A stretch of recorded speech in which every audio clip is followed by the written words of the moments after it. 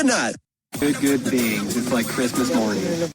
This is Jaw Praise Whitewater, and I'm your host, Nick Turner. A celebration of whitewater kayaking and the legends who've shaped the sport. Jaw Praise Whitewater is supported by Kayak Session Magazine. You may think you get the full story looking through social media and seeing the clips, but there's just something about holding actual paper in your hand and seeing that the sport's really going off and the people out there are on amazing expeditions and doing amazing things. So pick up a copy of Kayak Session if you get a chance. Go website, sign up.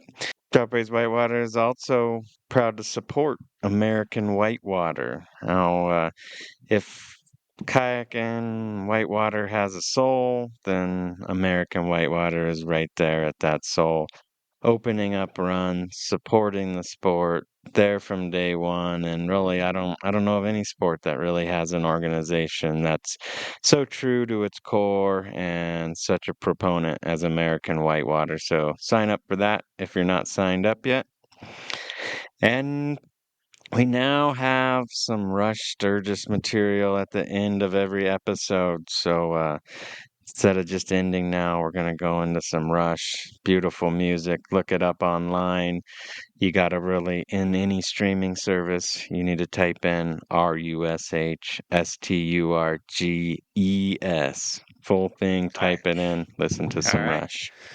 Well, real pleasure to have today Clay Wright, guy who really kind of soared in at least my consciousness right off Captain Crunch Falls and the Falling Down movie, which movie really kind of redefined southeastern kayaking, and kind of seems like it went from southern fried creeking to falling down, and just really reimagined it with all the playboating and waterfall running, and Clay went on to really take that playboating to a whole level. I don't know if anybody's done more freestyle competitions than Clay. Don't know if there's been a U.S. national team that hasn't had Clay on it in freestyle or squirt boating, and but possibly I think maybe the biggest thing about Clay is I'm not sure if a human has spent more time in a kayak on a river than Clay.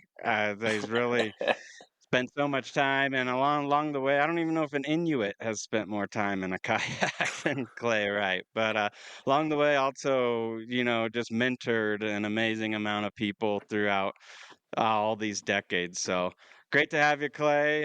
Where'd you grow up? How'd you get into kayaking?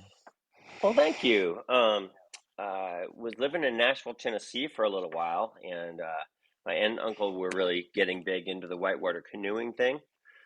They were doing that stuff. I remember the people who made Deliverance came and gave a talk about it at our canoe club one time, and they were going like all the time, and my mom started going some.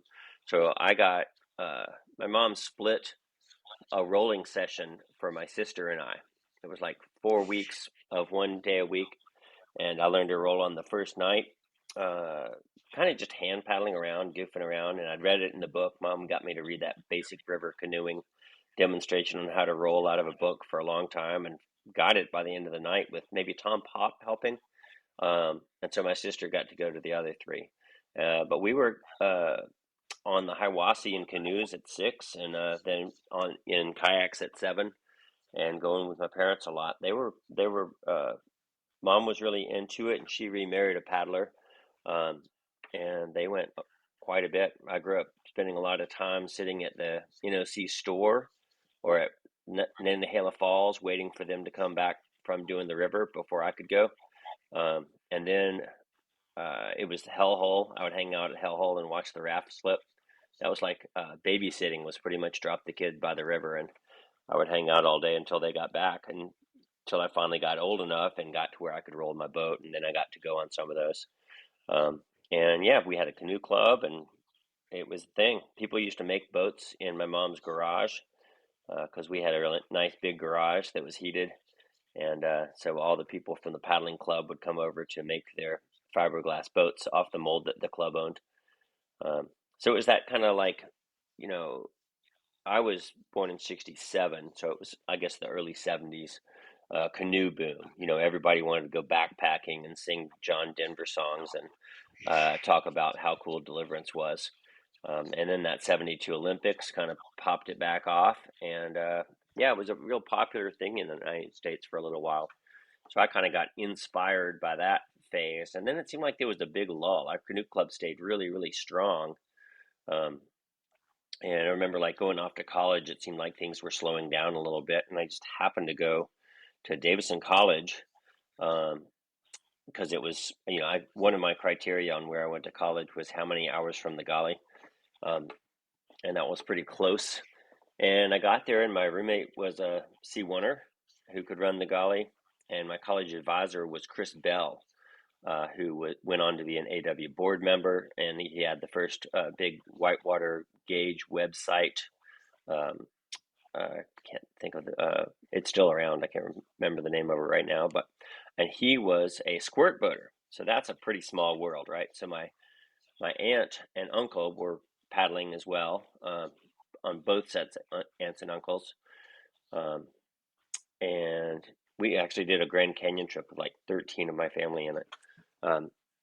Then, yeah, this guy had a squirt boat, and my uncle got one too, the Phoenix Arc. One of Jim Snyder's boats went big, he sold it to Phoenix, and they were mass producing them. And so I got myself a Phoenix Arc. I was too scared to get it cut down as much as I should have, which is kind of sad looking back. So I had this giant squirt boat, which, looking back on it, it was the closest thing to a playboat that there was for a long time afterwards. So there were the more modern squirt boats, the Jet and stuff like that came out not too long afterwards. But I had a boat that I could run on just about anything. So real quickly, that Arc became just a boat that I paddled on everything. So I got a really good base of goofing around in a boat that nobody else really was paddling that much, and learning to do like double enders. I could do enders in like 7 spots on the Ocoee or something, whereas all the other boats were lining up at Hellhole and stuff. So just kind of, getting to be a kid and play with a toy rather than, there was no goal of a freestyle competition because there wasn't a freestyle competition. I'd never heard of one. It was just go to the Ocoee and be goofy. Everybody in the dancers was doing big enders and trying to do pirouettes and that sort of stuff, and I was just doing other stuff. So that really helped. But then I went to college, and Chris Bell, maybe the second weekend I was in college, he takes me to meet some friends of his who have a big lake, and we're going to go squirt boating over there. And it turned out to be Woody Calloway and Risa Shimoda that lived there. So I was just blown away because I'd seen these guys in American Whitewater, and they were the closest thing to famous paddlers that I knew about. Being from the East Coast, we didn't really have the Rob Lessers and those kind of people inspiring us. People would talk about Walt Blackadar, but all I knew was that he died. It was pre-internet, pre-videos, only one magazine really. So Woody and Risa were about as famous as I could think of. It was super cool to all of a sudden get to paddle with those guys. And I think we went to the Golly, and then we went to the Russell Fork, and my mind was blown. They ran the Russell Fork and squirt boats.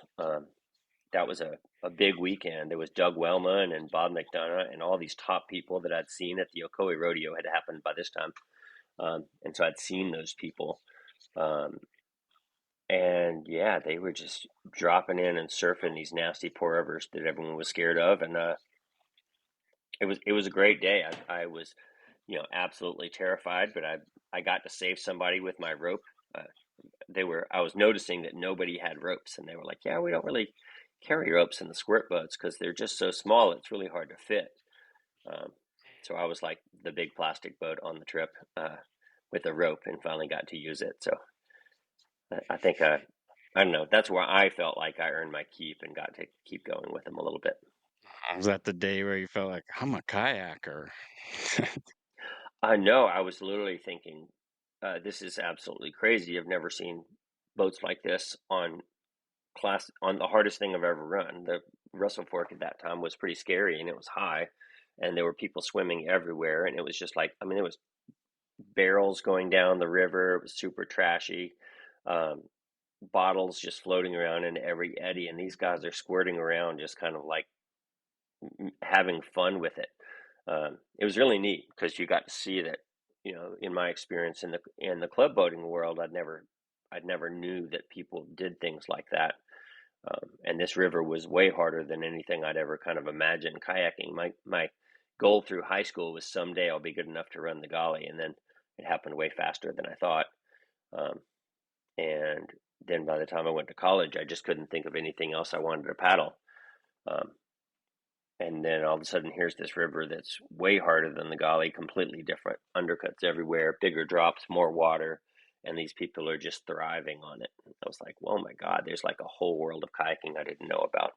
And then you had the other side of kayaking right there in front of me. We had Risa Shimoda was the president of American Whitewater. They were running trips where they'd just got in a van and drove to California with squirt boats and tried to figure out what they could do. And what else? Oh, and then Woody is just such the consummate showman. I think he won the Ocoee Rodeo the next year, beating like Jim Snyder by like doing tricks with his dog.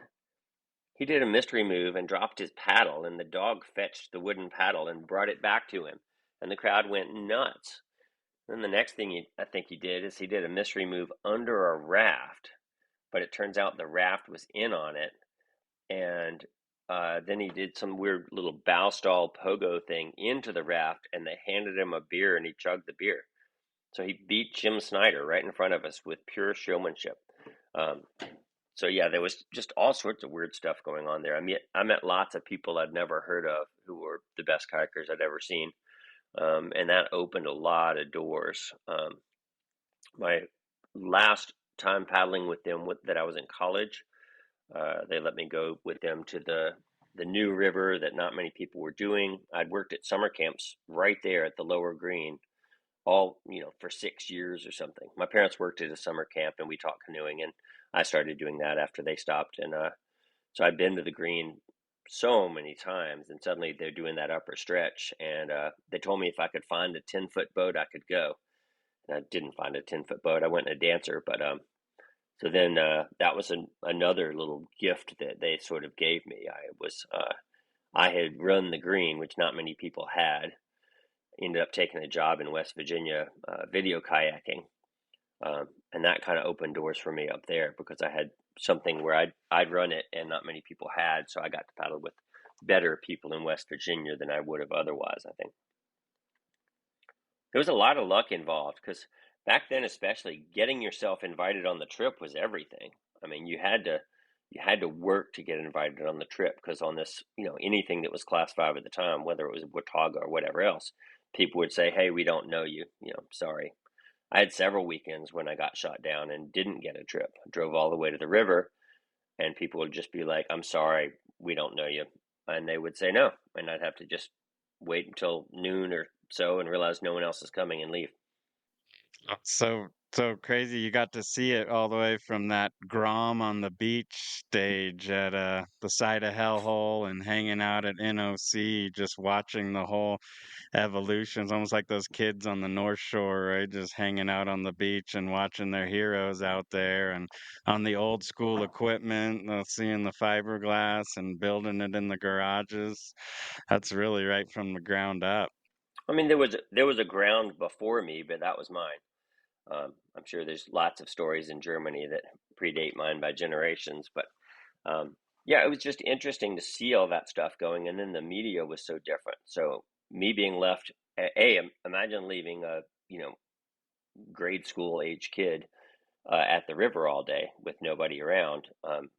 People don't do that as much anymore, and we didn't have phones, so you were kind of like stuck. You could go anywhere you could see the car was about your limit of where you wanted to go out from there because it was at some point it was going to leave to go camping and you better be there. And it made you really want to go. I don't know if you understand that, but being on the river looked a lot more fun than not being on the river. So there was this incentive to get yourself good enough that they would take you next time.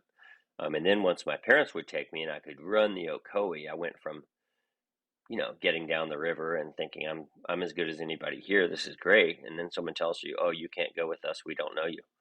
So then it was like, wow, I didn't see that coming. Not only do I have to be good enough, but I've got to be able to somehow or other prove that I'm good enough.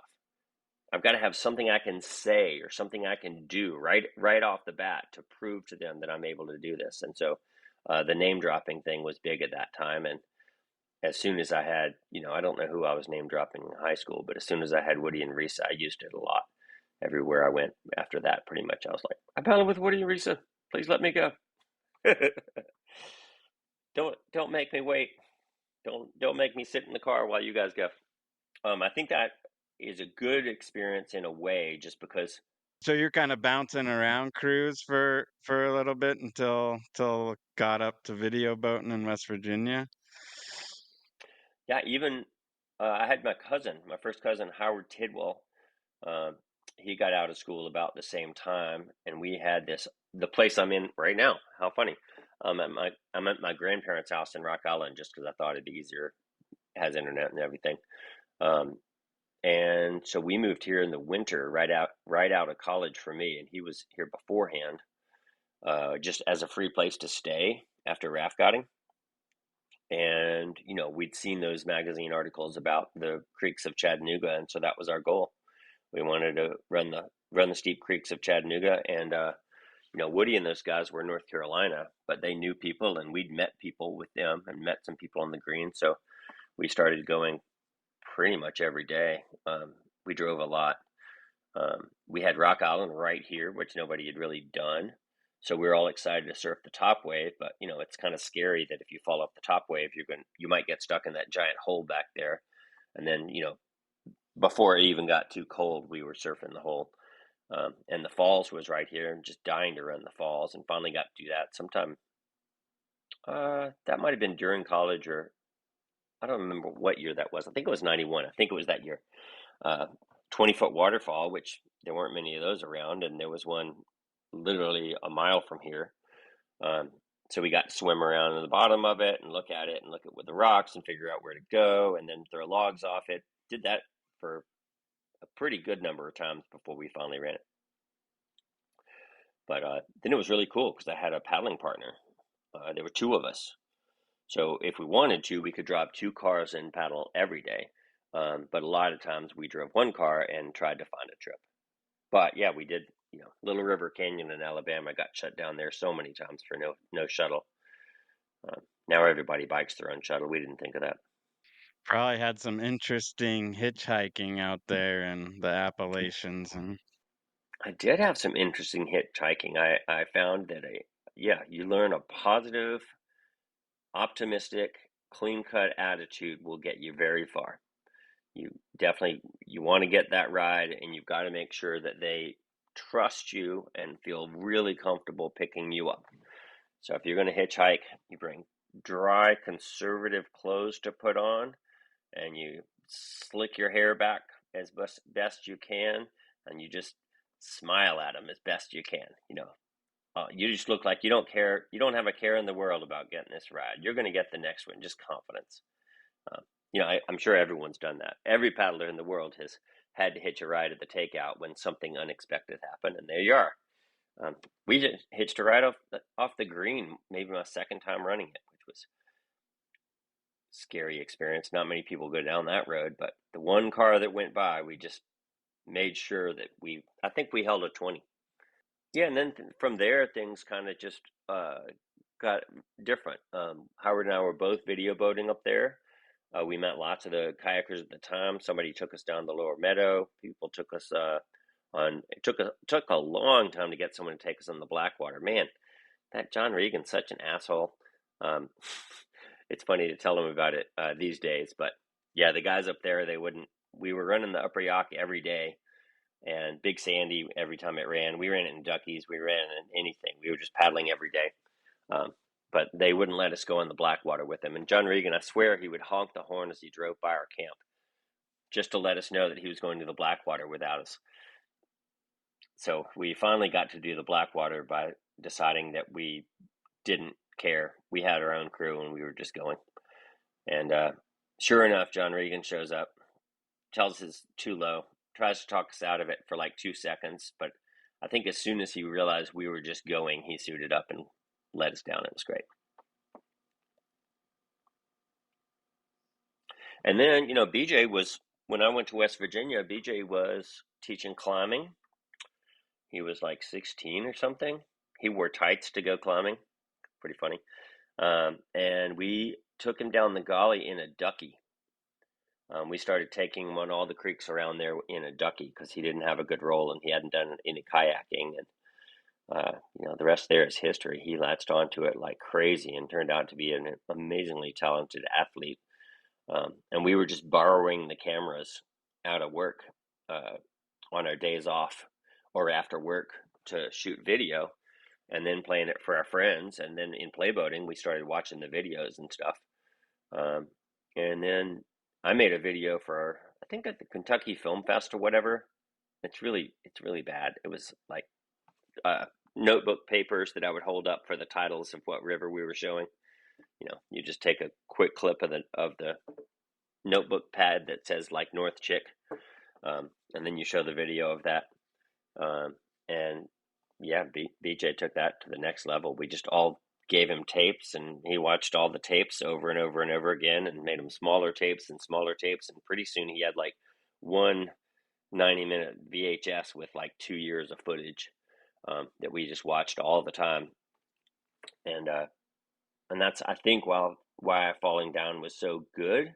Not only is he good at editing, he used cool music, but we also just knew that footage, It wasn't like, oh, we need a clip to go with this track. What's it going to be? It's like you could just see all the clips that you had. Yeah, you're living it for sure. Yeah. I'm sure that's all you guys talked about when people came over too, right? You were so zoned in, people came to hang out and like, check out this video, check out this clip. Yeah. Oh, yeah, for sure. There was I'm a lot more tolerant right now, but my younger self would tell my older self that flat water doesn't count. If you're going to do flat water, you don't even need to go kayaking. And there's a perfectly good river down there. Why aren't you on it? We played all sorts of games to make sure that we went kayaking every day. It was just like, I think if you didn't go kayaking, you had to eat whatever was you found in the house. You couldn't go get food and you couldn't eat dinner. It was just really silly, just making up little motivational factors. So no matter how cold it was, even when the road froze over and they closed the road to the park and stuff, we paddled from here down to the lake and portaged the dam and then went kayaking anyway. I'm not sure why I cared about kayaking every day, but I did. Who else was in that crew going every That was day with you Howard. That guys? was those several winters that we lived here and just paddled every day. But we had lots of visitors. Tracy Clapp would come up from Chattanooga. John Cornwell, really good paddler back then. He actually did a couple little first descents and super creative boater. Gosh, who else? The Doug Wellman, the really cool Chattanooga boaters who had been on all the video, and Woody's whole generation. Those guys were around, and we were kind of like the next wave of more like don't have a job, just go every day, work in the summer, work ski resorts or whatever, but had just lots of free time and lots of motivation. So it was a lot of the Ocoee raft guides and that sort of stuff. Nice. Yeah, the boats had really come a long way. The boat design really opened that up, huh? The creek boats got stubby, came a lot better, play boats. It was just, and you guys just had the toy factory for yourselves. Yeah, I'm gonna show you something of that just happens to be within sight. I don't know if there's one or two. There might be just one, but there might be just one. I think I took the other one back. But this is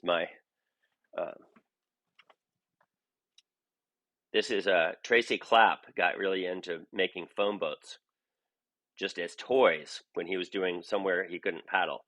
So this is my aunt in her canoe.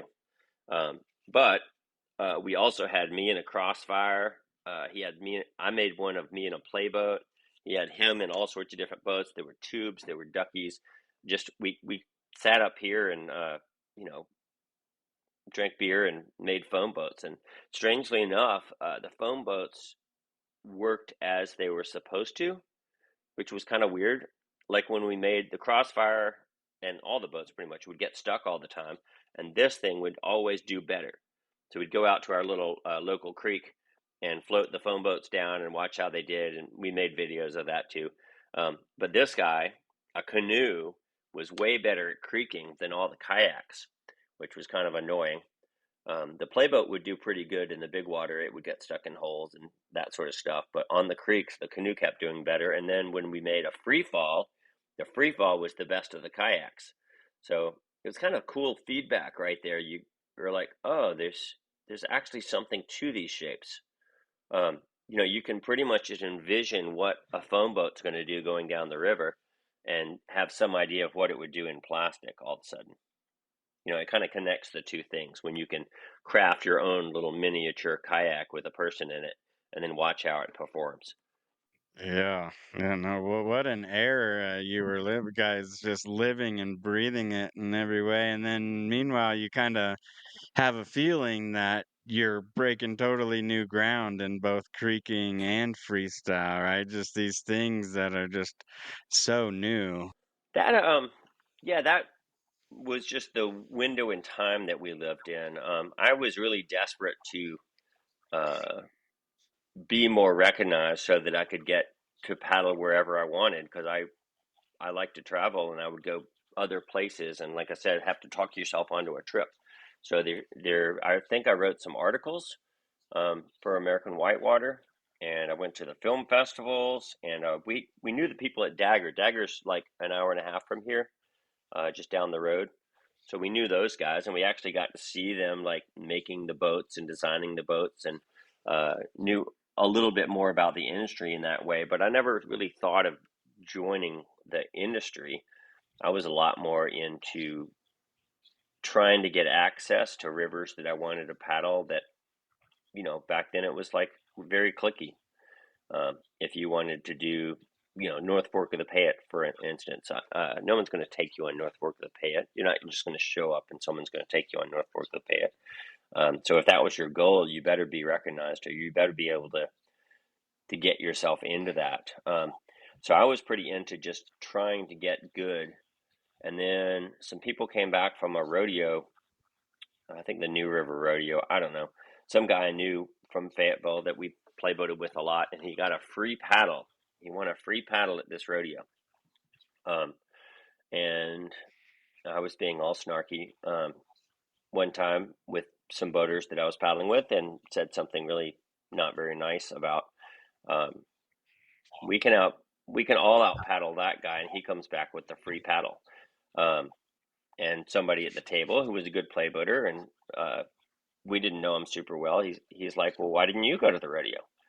And I was like, I don't know. We just didn't really know about it. Didn't really think about going to the rodeo. And he's like, maybe if you went to the rodeo, you would have gotten a free paddle. And I was like, you think so? And he's like, come to the Ocoee rodeo and I will give you a paddle. I was like, what? So it turned out it was Lee Bonfilio who owned Lightning Paddles. So that was a motivation to actually go to the Ocoee rodeo and enter a competition. It was sort of like kind of wanted to anyway, because a lot of people were going, but you had to miss work. And I think I was signed up for an ACA class or something like that to learn to be an instructor, and I did not do the ACA class. I went to the rodeo. The rest is history. Yeah, it was great. I loved it. I couldn't believe seeing so many people who liked surfing as much as I did, and they were better than I was, and they were doing tricks I'd never heard of. You had Bob McDonough's McTwist, and you know, Dan Govier's doing all the Wiper, and just all these people who have moves that they just named something that happens sometimes and did it over and over, and the judges scored it. But it was really cool. It was all of a sudden you had people who, you know, had that same creative energy and were putting a lot of time into it to try to make their boat do weird things. I don't know what I thought of freestyle. When I wasn't into freestyle, I didn't like it. I didn't want to do it. I didn't want to be one of those people who sits at hellhole all day. Um, But then once I signed up, it changed everything because you realize you're about to suck in front of a whole lot of people, and they're going to have your name way down there at the bottom of the list. So you better learn something fast. And that like added stress felt a little bit more like creaking. Um, all of a sudden it's like, oh God, I'm going to look like an idiot. I better learn one of these tricks these guys are doing. And then you got that focus. You get that like adrenaline burst and that like, what are they doing? How am I going to do this? They're on the left side of the wave. They're flipping over. They're dropping their stern. They're doing this. And all of a sudden it was like, oh, this is fun. This is like a really hard rapid that has a lot of different sections to it, and you've got to ace it. All you're risking is humility, but that's especially when you're 20 years old, that's risking a lot, kind of, or however old what was at the time, 20s. So I got to really like it, and they all had squirt competitions as well. So you'd go and compete in squirt and compete in freestyle, and then a lot of times people would be like, "Oh, let's all go to the green afterwards," or wherever it was that they were going. You instantly had access to the harder rivers in that area. So rodeo tours suddenly seemed like the greatest thing ever, um, and it kind of was. On the Akoi, was that 93, 94? Because then there was the Bob's Hole one with kind of similar group in 94. But I think those two feel like they really kicked it off, that. Yeah, Bob's Hole was a huge thing. I was dying to go to Bob's Hole. I was not paddling for Dagger, but I was around people who were, and I really wanted to go like with them or something. And then when I joined Piranha, I was dying. I was thinking, oh, they're gonna take me to Bob's Hole. But of course, Piranha was from England, so they didn't have anybody going to Bob's Hole. Um, and I didn't go to Bob's Hole, but I was super bummed about it.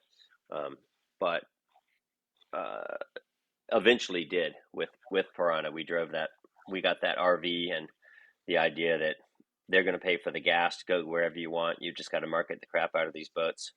I did that one year just in my truck. I went to Bob's Hole that year too, but yeah, it was like really cool when suddenly people were like, "If you can take demo boats, we'll help pay your gas." So yeah, just being able to watch freestyle footage was kind of so rare back then, right? Just to even have a movie of people doing freestyle. I remember when we got our hands on that Bob's Hole, just like this VHS of just raw footage pretty much. Just watched it over and over, right? Because it was so rare, so new still to see people just doing whatever in a hole. Exactly how you explained it. Yeah, it was awesome because it made everything more fun for us because you know, I see Lee and Dan at the Ocoee Rodeo. I think Dan back surfed the top wave above the hole, and then he like did a toss with paddle spin and caught it again, and then peeled off and dropped it in the hole. And it was just like mind blown. I've got a perfect place to do this in my backyard, and I never even thought about surfing backwards for a long time. Um, but it was really neat because it opens up more fun in more places. All of a sudden, you have more things you can do rather than just like I think one time we tried to see how long we could front surf. Um, I don't know how long it lasted. Maybe not 15 minutes. We thought we'd go 15 minutes for sure, but I don't think we did. It's a long time to front surf. Um, but yeah, we just didn't have that many games to play.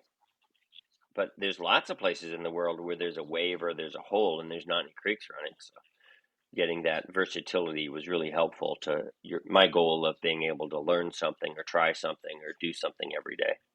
Yeah, and we had other incentive things where just learn something or try something was big. Um, I'd have a list before I went paddling of all the things I had to try and all the rewards I might get if I accomplished one.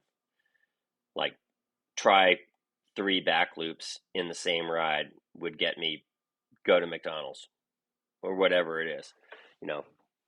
And then like hit one of the back loops would be I don't know, Wendy's or something more expensive. Um, go buy a steak. That's a good tip, right? To just actually state it.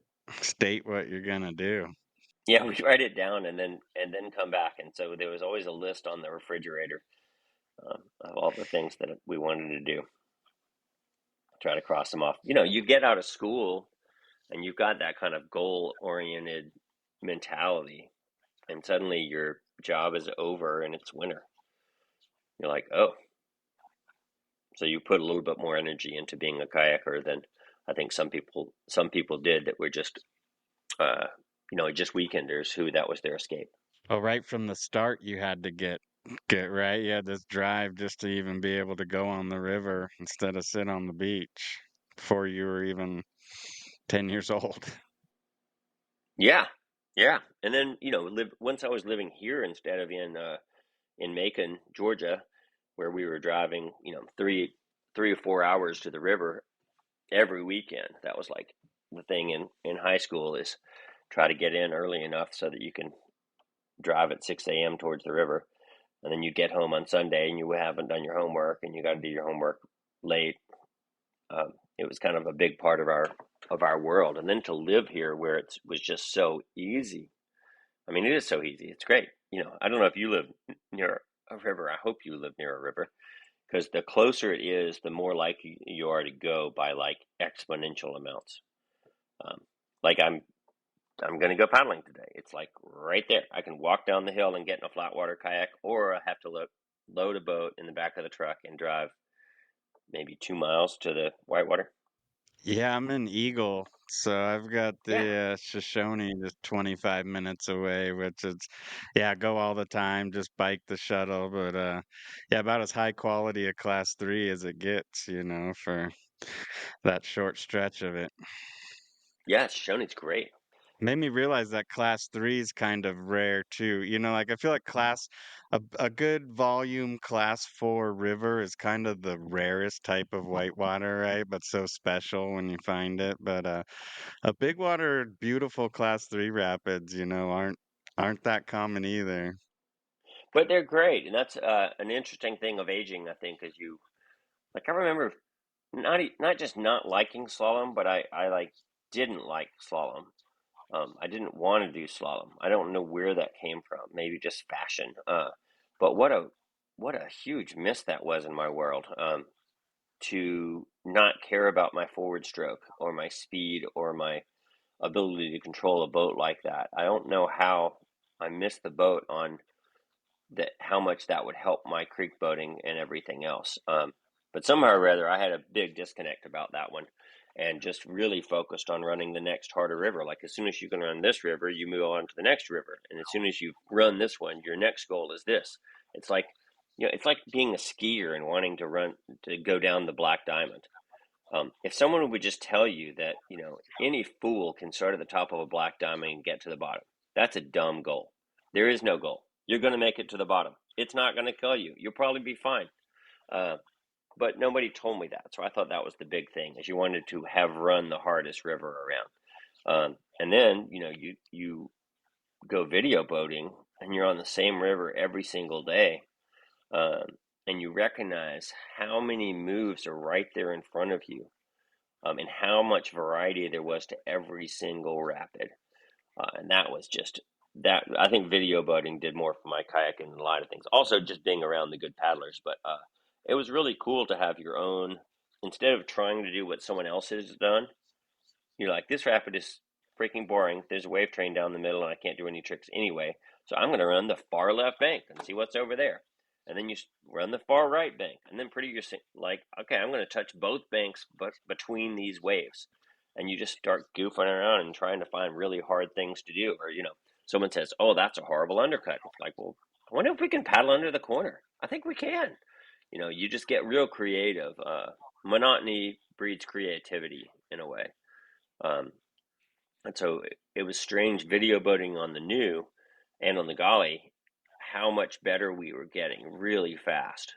I think Tracy Clapp, the whole video program there, Steve Yook, uh, Aaron Lips, there was a really good crew of video boaters at Ace Whitewater under Colleen Lappy, and we started writing down what we were doing every day. Like we're supposed to write down whether the battery's full or not, or like battery number 7 is really kind of flat, fritzing out. Don't use that one. That's what the board's for. But instead, we're writing like, I found this cool slot on the left side of Iron Ring, and then everybody would like put checks next to it when they did it. Um, and then like one time we borrowed a wave hopper. I think Woody gave us a wave hopper to play with, and then pretty soon we started saying all the different slots that you took the wave hopper down that day. And then you'd get through with your trip, and everybody's staggered in the video. You're not like sitting around together at all, because they get there early and you might get there late. You don't even see each other. But on the board would be that, Tracy ran dynamite in the wave hopper and still made it right. And you're like, oh my God, how the heck? And then the next day you find yourself like, oh my God, I cannot believe I'm doing this. But it was really progressive. It really pushed us hard on the Golly, because we were competing with each other to find the funnest, coolest thing to do. And then we started doing it in weird boats or with the hand paddles or whatever. And we're saying that Colleen Lafferty, she was in charge of the video boaters. Yeah. Yeah. She was great. She is great. She's doing reality TV now. But yeah, she was, uh, I lived with them in Crested Butte for a brief bit, living on their couch when she and Tracy were dating. And she was a very good kayaker, but the kind of kayaker who doesn't really like to go upside down. But it was kind of cool to see her skills that came from the glass world of paddling with, Roger Zabel and Jesse Whittemore and the whole upper yacht scene in these long, no rockered glass boats. And then she was like, "Oh, I really want to do Mans Creek," and we'd be like, yeah, hop in a free fall. I think it'll work." Um, and she could do it.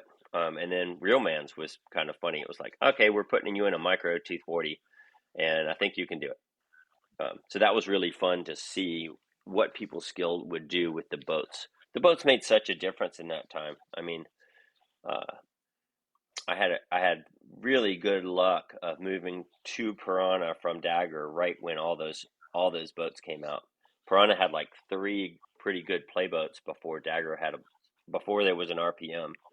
Um, and their creek boats were fine. They were good. But Piranha Creek boats seemed like they were just a little bit out in front. They were shorter, a little bit more rocker. They had those weird V's on the bottom, but we still got it done. And then they had 7.5 foot kayaks, and it's just a lot of creativity going on in the mind of Graham McGrath, which enabled us to get a lot more creative with the local creeks, smaller and smaller volume, steeper and steeper drops.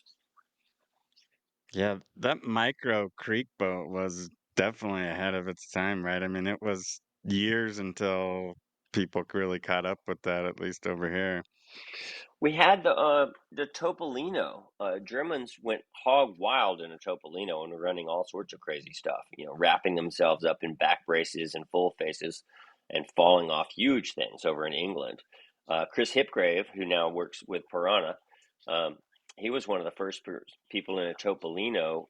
But I think it was him, or maybe it was someone else. Someone in a Topolino like just ate it on Gorilla. And so everyone decided that boat was just way too short.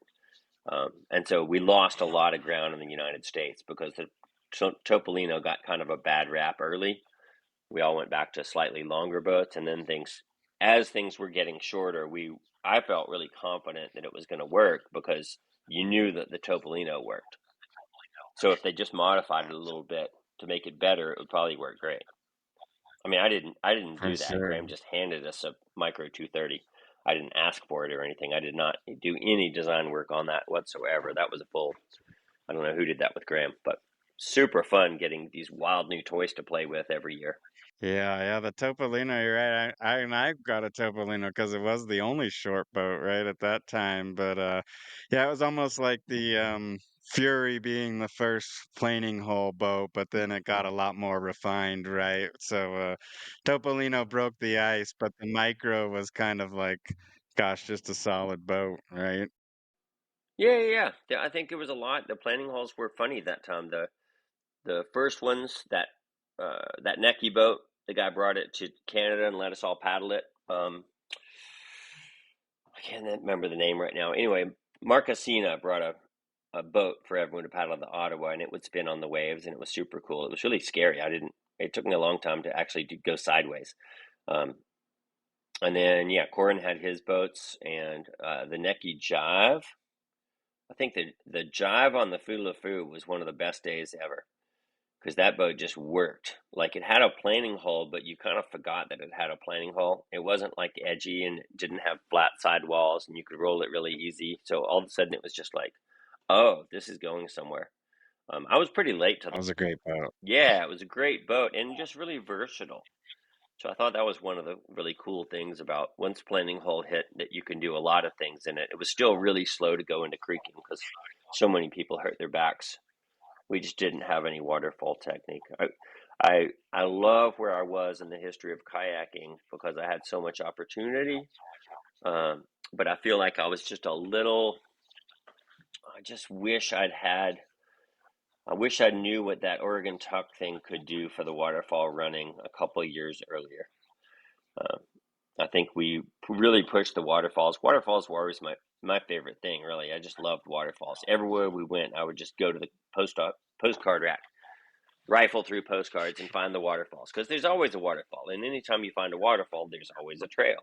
So it's like a really great way to find first descents of rivers because wherever there's a waterfall, usually there's something above and below it. So that became my shortcut to finding new runs. BJ would sit there and just pore over the topo maps and that sort of thing. My cousin Howard was really into that. He would be like circling the gradient on the watershed on the topo to see what watersheds would have enough water after 1 inch or 2 inches of rain. They were getting super technical, and I was a lot more like, when the internet came out, I just surfed waterfalls of Tennessee over and over again. Anywhere we went, I would look for waterfalls. Anyway, I love waterfalls, but we just didn't have the. I did not figure out that you wanted to go deep. Being from Tennessee, you didn't want to go deep. Everything was shallow, so we got really good at that 45-degree stomp. But when that goes wrong, it really hurts. I'm sure you. How's your nose? I've broken my nose and compressed my back, so Yeah, paid the price. the first time I had to get surgery for or the only time I had to get surgery, I broke it in on the Zambezi, this number 9 at high water. The thing just like built up nice and green right as I was coming into it, and then it just collapsed on me. And so I was throwing myself forwards and hit the cockpit rim. But when I did go to the doctor, he asked me how many times I'd broken it, and I said, "Oh, I've never broken my nose." He's like, "At least 4."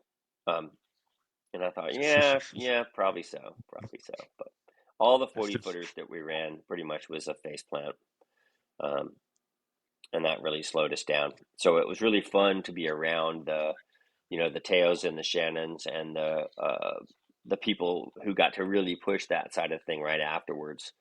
I think Alan Braswell, I think, was the first person we knew about going off Manquam. And I was right there, ready to go, and scouted it. We were there because it was on my wall here in Tennessee.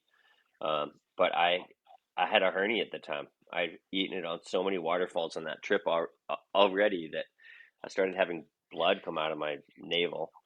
Um, I just kind of missed. I think I got hurt just too many times before the waterfalls got really big, but I still wish I'd been on that forefront too. I still want to run them all, but I don't want to. I don't want to feel what it's going to feel like sometimes. And it's not that dry, right? When you're at that age, when you're just breaking new ground too, right? Some of them first descents, personal bests. It's just every time you go, you're getting better. So many sports, right? It's like when you're on that learning curve and you feel like, oh, I got better today. I did something new. It's just most fun part of the sports. Yeah, and you're proving yourself whether you're right or not, which was such a fun part of it. Is to prove what you're about to do, tell your friends what you're going to be out to do, and then do it and have it work out. That was just such a great part of it. Um, and now I feel like I can, I've scouted Cumberland Falls, the local big drop around here, and all the big drops around here. I've been there so many times, and I'm always just like, I know what I'm going to do. I'm really confident of it, and I know where I'm going to hit, what angle. I'm just not sure if I'm going to pop up on the correct side of it or not. And if it's at this point in my life, if there's a 1% chance I'm going to pop up behind it and it's going to be terrifying, I don't really want to do it. Everyone's like, "Oh, it's not that bad back there." And it's like, well, I can promise you that I've been back there just to see how it would be. And I thought it was terrible. I did not want to pop up in a kayak back there. I was thinking when I was back there, I just want to get out of here. I think you don't have the confidence as you get older, whatever that is in your brain that fires off. This is fine. You're going to figure it out. We're getting out of this. This is no big deal. And then you get out of it. I don't think that fires off as quickly. You get this like, oh, this is horrible. You make a good point with that 1% thing, right? Because I think I got to there too, where it's you're like, okay, if there's a 1% chance that I'm gonna do whatever's the worst thing here, like die, um, I've now gotten to I could run 100 of those, right? Like how many of these now have I run that are 1%ers, And you're like, wait a second, if this is really 1%, where am I at? Yeah, and just we had that really bad wave of fatalities there for a while around me, and that was kind of eye-opening as well. I think by the time I did that, by the time I went in that sieve on the San Joaquin, anyway, I went in a sieve on the San Joaquin. It's in one of Scott's video. Oh, that was another really fun wave, was going to California and getting to paddle with Scott and all those, and the Kern brothers who I already knew, but they were all out there, and they were like, "Come out, California's going to blow your mind," and it did. Um, but yeah, I was having a really good day. We were finally on something that felt southeast style, San Joaquin, and I was really feeling good about my paddling. I was running lots of rapids in this thing that they had all walked around, and I was just, for some reason, I was getting sort of an ego boost and a feeling great about the whole thing. And we portaged some rapid because there was a log in it, and everyone said they were really tired and they just wanted to make camp. And I looked at the next drop and I was like, "Oh no, we're not making camp. We're running this. This is so good. You guys are going to love it." And they were like, "I don't feel like running anything. I just want to stop. I'm tired." And I literally said, "You guys are going to like it so much, we're going to walk back up in the morning again to do it again because it's that good. And there's a perfect camp right below it." So I'm talking to these guys into running this thing, and somebody was getting ready to go first, and I was like, I made some snarky comment and slid in right in front of him, and paddled right into a sieve. And it all worked out. I was able to jump out of the boat and over the rock, and the boat was there at night. They got the boat out and all that stuff. But yeah, just the recognition with Chuck gone and Pablo gone and Scott gone, lots of people I knew were gone. I was like, oh, it's not when you're really worried about something and you're thinking, oh, this is going to be super hard. If it can happen when you're that confident, and everyone around was just like, yeah, you were super overconfident all day. You were running all sorts of bullshit crap that was dangerous as hell and wasn't really that fun. And I was like, I don't know how that happened, but I will listen, because clearly, as good or experienced as I think I am, that could easily have been the person behind me. I could have led somebody straight into that thing that did not scout. Nobody else had scouted it. I was the scouter. I pinned. That was fair. It all worked out, but I just thought, oh my God, I got to figure this out. Recognize that 1% is too much. Not like, there might be a rock in it, but we'll work it out. Or when you're dialed in, like you're saying, and especially right where you want to be dialed or in, right? And these people, like Shannon talked a little bit about, with you and BJ and going up and meeting Kearns, and talked about the shoot stick cologne, the last drop, and that good to the last drop. But right, this is like a special moment of East meets West out there in the high Rockies on what are still some of the best runs in the whole world, right? And you're the man. You're showing these people, these locals down there run. That's always right, the one that gets you fired up as a kayaker. You go on the run with the locals, and like you're like leading them down some run they don't, and it's so yeah, you were so dialed. I can. Yeah, it's really fun when you have. I liked it more like chess. That was my favorite part about it. Like the paddling skill, I have pretty good paddling skill. I mean, I don't paddle fast, but if the rapids are hard enough, I can do well in a race. And in a freestyle thing, I've done well occasionally, but EJ is almost always better. There's people better than me about most everything, but I like the game of chess that you play with rapids is one of my favorite things, is looking at the rapid, and it's like you find their line, and then you find other lines, and then you say, like, what's the coolest thing that I could possibly do here? Um, and that was always really fun to me. I can remember being somewhere in Germany or something, and everyone's getting, all these people are portaging, and I couldn't figure out where they were portaging, and then somebody goes right down the middle into this horrible looking hole backed up by a rock, and he made it out. And I was like, there's like three really cool things to do here, and that's none of them. What are you guys doing? But they had not really noticed, I guess, that at this water level there were all these other options. And so we, set up the camera and proceeded to go do tricks off this little 10-footer on the side. Um, and that was kind of like my thing a little bit, is finding different places to go. Yeah, I love that you talked about Shannon, that she was a fun person to paddle with, because we had so much skill in the group that was video boating every day, and she didn't necessarily have that level of skill at the time, but she had a lot more drive, and really tough and strong. So it's really, I was paddling with a lot of women. I grew up paddling with a lot of women. I mean, my aunts and my mom and all sorts of people, lots of women in our canoe club. So I was really used to that. But there weren't as many women in the West Virginia paddling scene, Colleen being one. Um, and it was really fun. All of a sudden, you have this young kid who looks as far away from what you expect a kayaker to look like as you could possibly think of, and she's super driven. Long red hair, super pale, freckly. She was a little plump at the time, I think, so you couldn't tell that she was like super strong. Um, and she was super fun to just surprise people with, I think. Like, Katie Johnson looks strong. You can tell that she's going to be able to pick up a boat full of water, dump it herself, and then hike 5 miles out of the river. Jamie Simon was already kind of famous at the time. Buffy Bailey is probably 6 feet tall, and but Shannon, you just really didn't see it coming. And that was a really fun trip to go around the country and have people like looking at you like, well, what, you're like, you need to scout this, and they're like, what's she doing? It's like, oh my God, I can't believe you said that. It's like, well, she's running it because we were here yesterday. Well, if she's running it, I'll be fine. I'm like, oh my God, you're gonna eat that.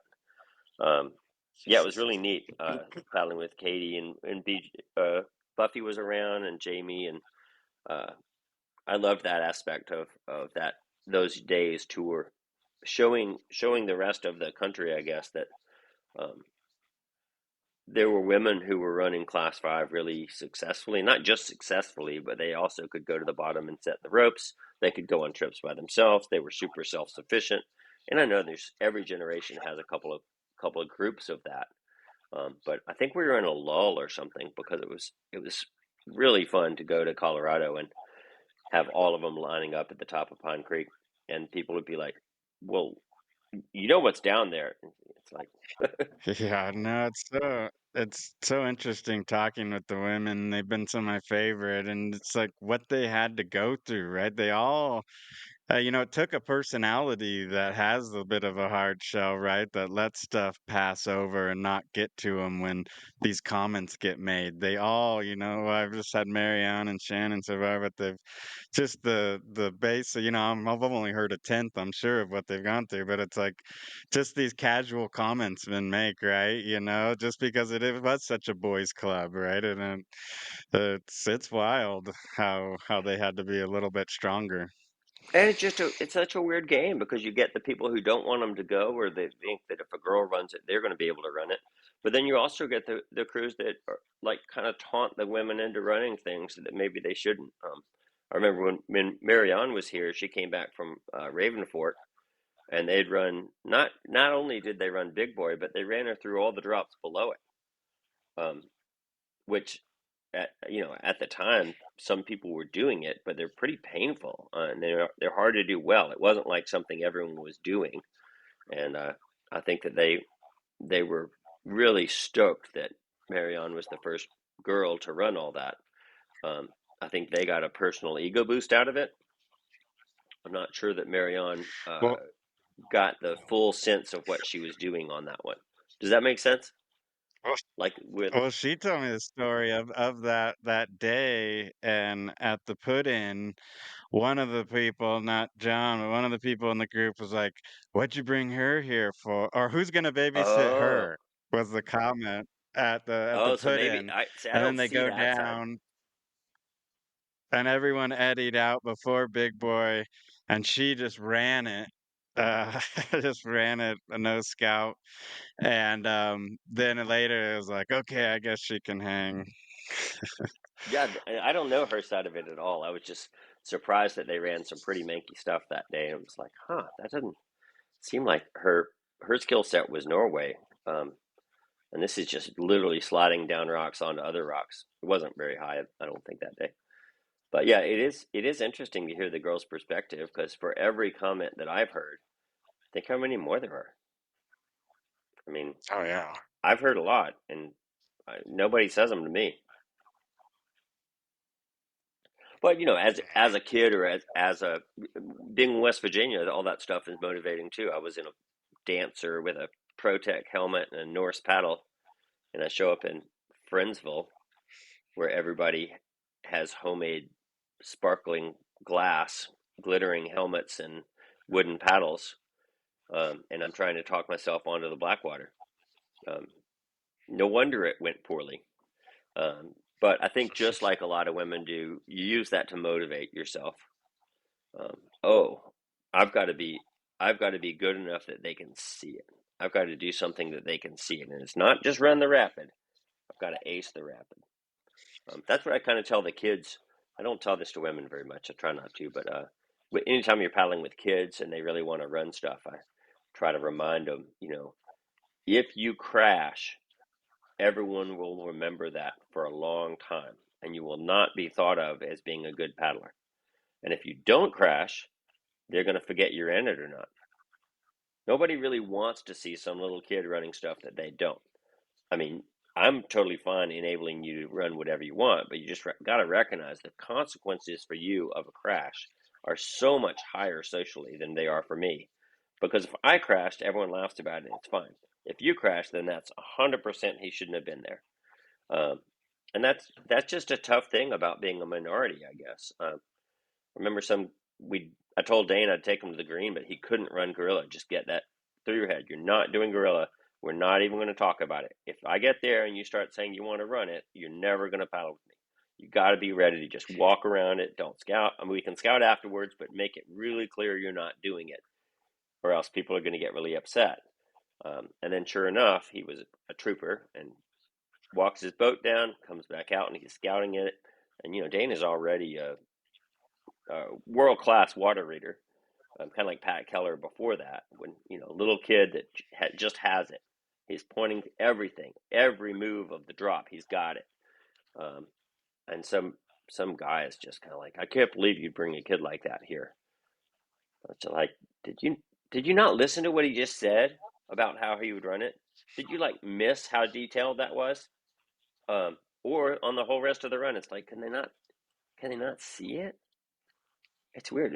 Pat Keller got, I think he got under 5 minutes in a Java one year, in a short boat, and he did really well against the long boats. And they kind of announced it, but sort of qualified it. Well, we don't think that's right. And I was like, how can you not see how fast he went through there? We were all watching.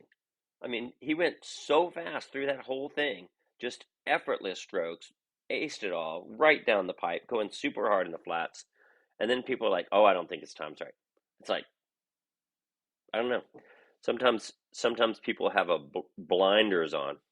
Well, it's threatening, right? The minority, like if it's a woman does something you didn't run, right? That's kind of makes you look worse than if it was just a guy or if a kid, right? But yeah, Pat Keller, and what a special talent he was.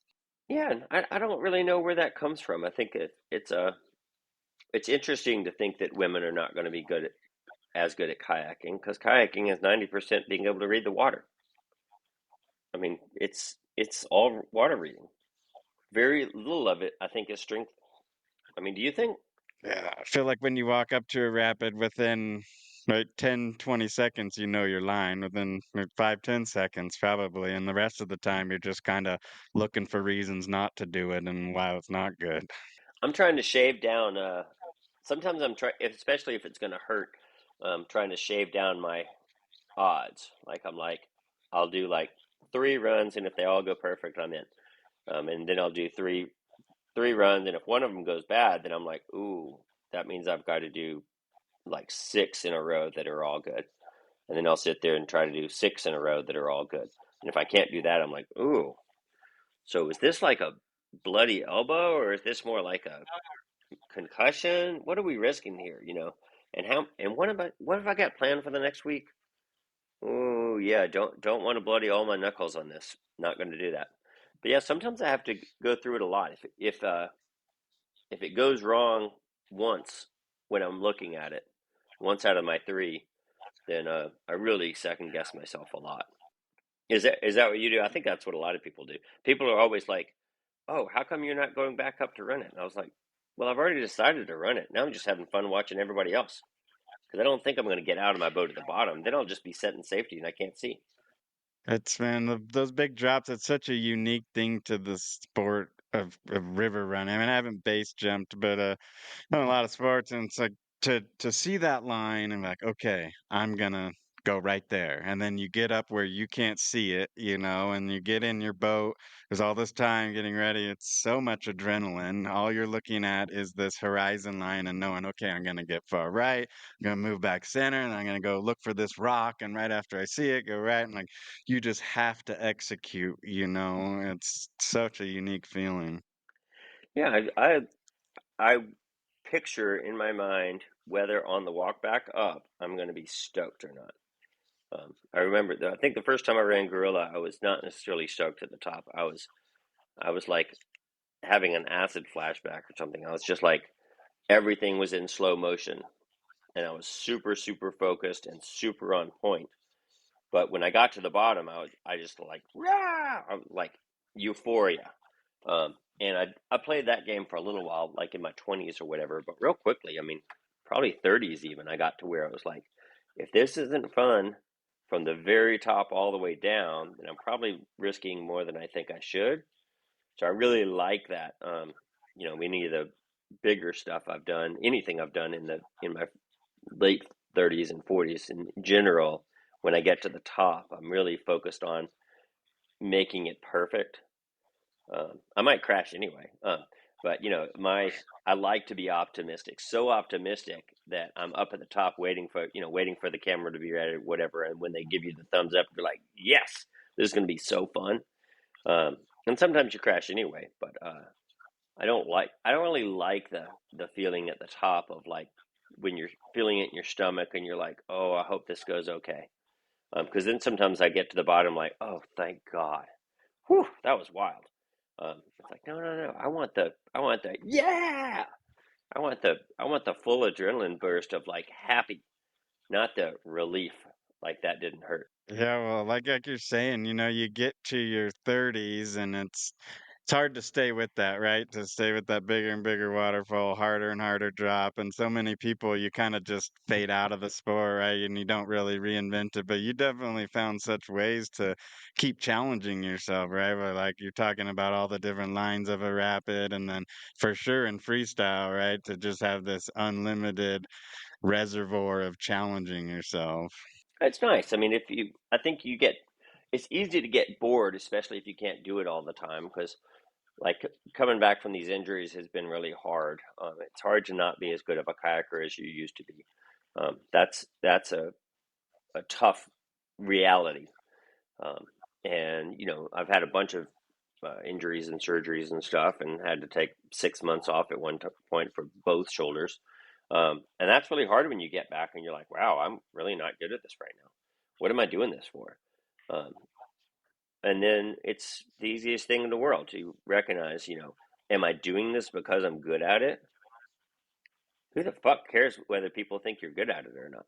If you're doing this because you're really worried about what everyone else thinks about your paddling, then that's really hard to keep up. But if you're doing that because you like the feeling it gives you and the challenge and stuff, Then it's just a matter of resetting what you think you can do. It's like, wow, I am really paddling like crap today. I don't even know if I have a backstroke on my left right now. I don't think I have any strength in my left shoulder, but I think I can still do these moves. Am I sure of it? Okay, yeah. And then it puts you right back at the same place you were in a way. So like last year on the Golly was kind of horrifying because I couldn't bring myself to catch the Room of Doom. That's been like a staple for me since I don't know, 91. Maybe not, but pretty soon after that, it was like see if you can have a perfect session of Catch the Room every single day of the session, zero misses. And some days I was there every day the Golly ran, and only once I think I got a perfect season. Um, so that was like big goals I've had on the Golly for so long, and I'm coming back to that river from you know almost every year since '91. I think I paddled it the first time in '86, but so many moves, and last year I had to be like, I can't do that. I mean, maybe I can, but there's a good chance that I'm going to do the upside down in the room and the bumpity bumpy bump around the rock and get my knuckles all scraped up, and it's going to suck. Um, and I didn't do it all season. I was just like, wow, I'm giving that one up. But I found other moves that I could do, and it was a little scarier, I guess, because you're like driving a car that's misfiring or something. You don't quite have the edge. You can read I feel like I can still read the water really well, um, but somebody cut my horsepower, or they cut your boat control because you can't do the same thing you used to. And then you just have to reset your goals, and yeah, and all of a sudden, like hitting the move at Iron Ring was really scary. Like, wow, if this goes wrong, if my bow goes right when it's supposed to go left, I don't have a lot of backup here. I'm going to go right into the rocks. And then I was like, I've been there before. I've been through those rocks before. It's fine. It'll be fine if I do it this time and charge on in. But yeah, I think that's the whole thing about keeping the sport alive as you get older or when you have injuries. I think is all about recognizing that it's the same game for you as it ever was. Um, just it's less, you get less notoriety. It's less impressive to everyone else, but it can be just as fun for you. I think. I mean, it. There's no question. It's really fun to win. Winning on its own is very fun. Someone puts you on a podium and hands you a prize, and everybody claps. That's addictive for sure. But that can't be what kayaking is about. It was never about winning at the start of kayaking. I didn't even think I'd do any kayak competitions for a long time of my kayaking. So now that I'm not going to win anything anymore, and I'm not going to do first ascent unless I just go to some country that they haven't been kayaking on, um, but it's still as fun as in high school and stuff when you're just kind of making your way. It's not, oh, I've never run this rapid and now I'm going to. Now it's more like I run this a whole bunch and I think I've got to come up with a really good reason why I don't want to. And then eventually you do enough practice runs and you're like, yeah, because I hit my elbow every once in a while. I'm not going to do that. I was looking at Gorilla, I guess the last green race, and I'd run it some, but the level I was just like, man, I just don't know that I want to do this today. And I'm standing with Shane, and Shane was like, and what is it you're worried about? And I was like, all my practice runs, I kind of get my bow goes right and I slam into the wall. He's like, yeah, right elbow. I don't run it at this level. Right elbow. And I was like, that's what I was thinking. But it was kind of funny to see somebody else doing that. Like, oh, yeah, at this level, it really slams you into the right wall a lot of times. And so I just don't do it at that level. Wait till it get higher or lower. And you have to be okay with that. Yeah, for sure. Oh yeah, and through that, you got to really be there really a lot for Dane through that his whole journey into learning the whole river, right? Other than you never really learned from your parents that much, right? I mean, even though his dad's Eric Jackson, it's like I don't know. I feel like with my kids, and with their friends, the adults that aren't your parents are such a huge influence on you, right? I didn't realize it till later, till I even had kids, but thinking about parents of my friends and things like that, coaches, like, wow, those people really had a huge, huge influence on it. But you've you've probably been there even before you were at Jackson, right? When I got to give a shout out, by the way, to the Java at Perception there. I think maybe the first and I think only signature kayak that ever came out. But yeah, how did were you kind of with Dane right from diapers, basically? I was around EJ a lot. EJ was, I think, I went to a race at Great Falls, um, and super stoked about how it all went. But that was another one where no one expected you to do very well. But after my first run, all the paddlers had gone, almost all the paddlers had gone, and I was winning, and I was kind of like, sure didn't see that coming. Um, but then EJ went and beat me on both his runs. But it was kind of cool because all of a sudden I was like, wow, this guy's, does freestyle, does all this stuff. Never really met him, and now I've kind of got an excuse to. We're in the same place. We've got to stand on the same podium or whatever. And he was super cool. Somehow or other, I think maybe he'd seen our little video or something before falling down, or maybe he's just really, I think he's really personable and really fun. And talking to kayaking about with him was really fun. But he moves in such a radically different way than I do. He is powerful. He goes very fast forwards, you know? And I, at that time especially, was more like catch a curler at the last minute to make the whole move, and just kind of drifting a lot. So paddling with him was really fun because we did it so differently. Like reading water, we do it differently. We do everything differently. But yeah, when Emily and Dane were here, and I was paddling with EJ every day, so cool. When EJ, my cousin got married, wasn't here anymore. EJ moves in, so all of a sudden I've got a new paddling partner who wants to go every day. And work really hard and like wants to like race to the river, race back to the car and stuff. And I'm like, yeah, I don't play those games. But yeah, Dane was just, I think that I recognized he was kind of where I was a little bit. He was too small to go. He really wanted to go. He would jump in boats and paddle away, and they would have to make him come back. He was just too little to be a kayaker at the time, but you could tell that he wanted to go. He watched the kayaking videos all the time, nonstop. He would, always want, even if it was just flat water or whatever, he wanted to go. And then when we would take him, when we run something easy, he would always be in the back yelling, "Wait up, wait up, wait up." His boat didn't fit him at all. I mean, I had to, EJ did a great job of making a boat specially for him. But outfitting is tough for kids. And I was remembering that of like, somebody rolled up a camping pad as hip pads for my boat, and suddenly I could roll again. I got a Mirage, and I was all psyched about my Mirage, but I just kept falling out of it. Um, Nobody really knew much about hip pads, and I couldn't even reach the foot braces. I had to re-drill it and put rolled up camping pads in. So I think I identified with Dane and Emily a good bit as just being they had a daunting task ahead. Your parents are going to go paddling every day, and you're not going to get to go unless you can prove that you can go. And it doesn't really matter if you go or not. They're going to go kayaking without you. That's kind of what's going on here. You're either going to sit in the RV or you're going to get good enough to go. So I think that was a really fun recognition of like, oh, if we can get Dane up to a certain point, he can go with us more often. But we got to know what's about to happen. Um, you know, if he scares us, he can't go. If word gets back to Christine that he crashed and got stitches again, which he did a lot, she was not going to be stoked about having him go. So it was a little bit of like I don't know, keep him safe. Keep him safe, get him as many skills as we can, let him be a kid, let him have fun, but see if we can get him to the point where he can get to go on trips with us and stuff. And then real quick, kind of like working with Pat Keller or something, I say working with, I was just paddling with. Pat was in my Team Perception RV for a while.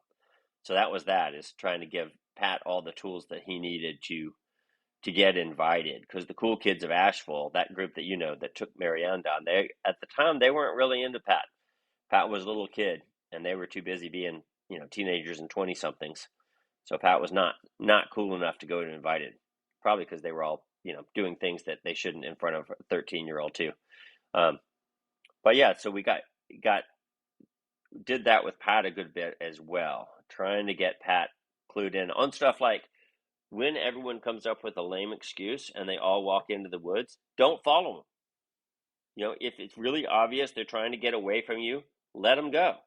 Just accept the fact that adults are going to want to have their own little adult time every now and again on the river or at the put in or at the takeout. And your job is to just get in the car, sit there, and act like it doesn't bother you, because then everything will be cool. Little stuff like that. It's not a big deal, but you can't have the kids, wondering where dad is or wondering where did everybody go. Try to give them the tools that they had to go get invited on any group. And then, EJ was such a lightning rod for attention. He loves attention. He gets himself attention. And anyone who gets attention, there's going to be a lot of haters. He was not a divisive character in that he didn't choose to divide people. But some people drank the Kool-Aid, and some people full on didn't want to see the Kool-Aid. So I thought his kids were in a little bit of a jeopardy to be ridiculed or to be harassed or to be talked bad about. And that was hard to see too. Kids are just kids. They didn't pick their parents. They didn't say what was done online. They didn't make the video. They didn't do anything. They're just there. And when people are judging the kids for who their parents are, it's kind of a weird thing. So it was really neat to know for probably, I don't know, 10 years earlier than anybody else how good Dane was already. Like, it was really fun just in our core group of Jackson paddlers. As one by one, people would say that. One by one, it would suddenly dawn on them. Like, I think Dane's better than anybody here. And you'd be like, yep. But he's in a tiny little boat, or he's in a bigger boat. He's in all these things that are holding him back. But it was cool when people would slowly recognize that. They were like, man, I think if Dane had a boat that was our size, he would be better than us. It's like, yep, good, nice work. You figured it out. He's having to use way worse equipment than we are to do the same things. I mean, that was really fun. And then seeing what he's done so far, I'd say the coolest thing that I've seen is him staying healthy for so long. I mean, I think maybe what I would like to take some success in with his paddling is not his skill, not necessarily water reading. I mean, a lot of that you just learn as a kid, as long as you don't get hurt. His dad is a phenomenal coach, all sorts of different things, but his judgment has been impeccable. I feel like he's made some mistakes, he's had some crashes, but you haven't seen him go through Shannon was just on here, and she, was tough, and you knew that she was going to take a hit occasionally, and you just hope she didn't get hurt so bad. And I think Dane has not really taken many hits, which is cool for somebody who goes that hard to be that careful. It's so hard to stay healthy. I was chatting with him at mountain games, and specifically like, how's your health, man? Like, how's your back? Yeah, and it sounded pretty good. But yeah, one funny thing, you bring up EJ is like, yeah, kind of wanting attention, but like he, so badly probably wanted to be the GOAT of kayaking, right? And was so close, but then his son, really became the GOAT now, really ever since that Whitewater Grand Prix event that Pat threw up there, it was kind of became obvious to the world. But I've always thought that was interesting, right? That was probably EJ's whole life goal, which he didn't quite achieve, but then his son achieved it.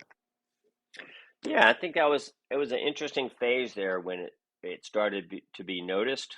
I think that was a little hard for EJ, but if it's going to be anybody, it better be Dane. But yeah, that's been an interesting thing, kind of watching that happen. Yeah, I'm not sure that Dane really wanted it, which maybe made his path a little bit easier. Instead of talking about how he was going to win and how he's the most winning person ever and all this other stuff, he doesn't really do that because he just keeps winning. And he's kind of recognizing that you get a lot of attention when you win things, but that doesn't necessarily mean the people giving you that attention are your friends. they're just, some people like the guy who wins, and they're gonna like give you all this attention, or throw money at you, or talk about how great you are the whole time you're winning, and then as soon as you're not winning, they disappear. They go on to the next person or whatever. And I think Dane's gotten to see that with so many different people, so many different sponsors, so many different, friends in the circle. I think it's really helped him stay super grounded. I love when I see, I don't know if it happens that often, but every once in a while you'll see Dane go off and find just the random kid at the party, um, to talk to about kayaking, or how it's going for them or whatever, because you get the feeling that he really still identifies as being that person. A lot of second generation paddlers you'll see on the river, really late in their life, but you'll also see them going a little out of their way to recognize that, whether a kid's good or not, whether you know who they are or not, any kid who's staring up the river and is obviously figuring out current is fun to talk to. Yeah, Dane is just his judgment on the river, but also, yeah, just in person, just such a solid, humble person. Yeah, I mean he's been the kid that didn't get to go. He's been when Emily and EJ would be up on the podium and he was not on the podium, then people would move him out of the picture, because they want to get the picture of the people who won the trophies and stuff. So he got to see all that stuff firsthand in a way that I don't think a whole lot of kids are involved in. Sometimes he was included, sometimes he wasn't included. Then all of a sudden he starts winning everything. And he's like, oh yeah, I know how this all works. My family's important. My friends are important. Winning is pretty fun. Yeah. Oh, I forgot to mention when I talked to him Mountain Games, he did have the blown knee. And still won the competition even with the blown knee. From his first swim in 5 years, right? Something like that. I don't know how much he's won it. He's won it a lot. It's a, you get kind of, some people like to be statisticians and talk about how many different times. Like I think Emily's won it so often that she doesn't remember anymore. 11, I think.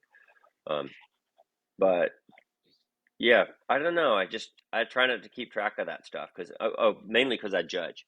So when you're judging and people say things like, "Oh, I think it's time for Hunter to win this one," I'm kind of like, I don't think like that. Dane's always been an all of the above, right? The freestyle was just he won everyone, but it was never, he was always out chasing the expeditions and the waterfalls and all of that. Yeah, I think it's fun to be a well-rounded kayaker because then you have different things to either fall back on or to explore. It's like music. If you consider yourself, I am heavy metal all the way, you get tired of that and you don't have a whole lot to fall back on. So I think it's fun to be a kayaker that's well-rounded, not because you have to, but if you happen to have different passions that are available now and then, those might serve you later on. Like I wish I was a better biker. I would have gone biking today. Um, but the squirt boating has been kind of funny. How I got really into squirt boating because that was the playboat of the time. And then creek boating took off, and I got really into that. And then I was like not into squirt boating for a long time. And then Stephen Wright got really into squirt boating, and enough into squirt boating that he bought a second boat and was traveling around with a second squirt boat and a skirt board so that people would go squirt boat with him. And I went squirt boating with him for a couple times, and I was like, oh, I do like this again. This is a really fun way to have a day off kayaking because it's all different muscles and it's super low impact, and it's right here. You just go squirt boating. That's what you call your day off when you're really tired from play boating or creek boating. So that was a really cool thing to have back in my bag of tricks.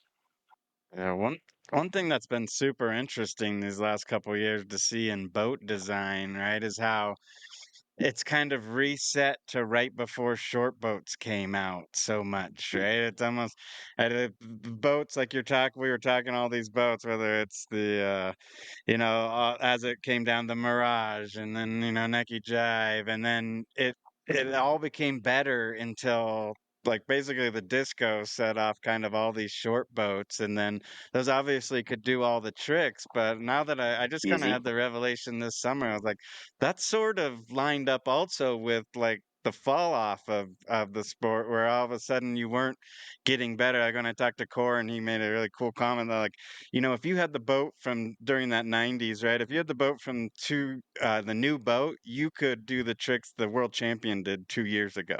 You were as good as that world champion. The boat design was changing so much, and it almost felt like it fell off when it went to short, and then obviously it's become refined for that. But now I see these boats on people's cars who are buying new playboats, and it's like these Novas. That's basically the super ego from right before it went to short boats. Yeah, the Nova's like, I think that's a Delirious. The Prion Delirious was really late to the game because we were all starting to do loops. But a lot of times, the last boat of a genre is one of the better ones. And Prion did that a couple of times in a row, I think. Once the loop happened, and once David Grubbs was throwing huge loops in Hellhole, it was really hard to imagine paddling a boat that wouldn't do that. And it was really hard to get people to start scoring it on the score sheet. But once they did, and it was for a while, it wasn't worth as much as it was a big trick. But later on, it was such a big hit with the crowd that the scores went up for it. But everybody kind of wanted to do that for a while, and the shorter boats just do it way, way better. When the Easy came out, I mean, I invented the loop and did the loop for years and years and years, and all sorts of every boat I'd been in pretty much. And all of a sudden, all the Team Wave Sport could do it better than I could at the Sort Worlds, and the Discos could do it. And it was like, oh man, this is a problem. I don't have the right boat for this sport anymore. And then Piranha made loopy boats and things kept going. But yeah, the people who developed a really big skill set with cartwheeling were very disappointed that skill set didn't work anymore at a rodeo.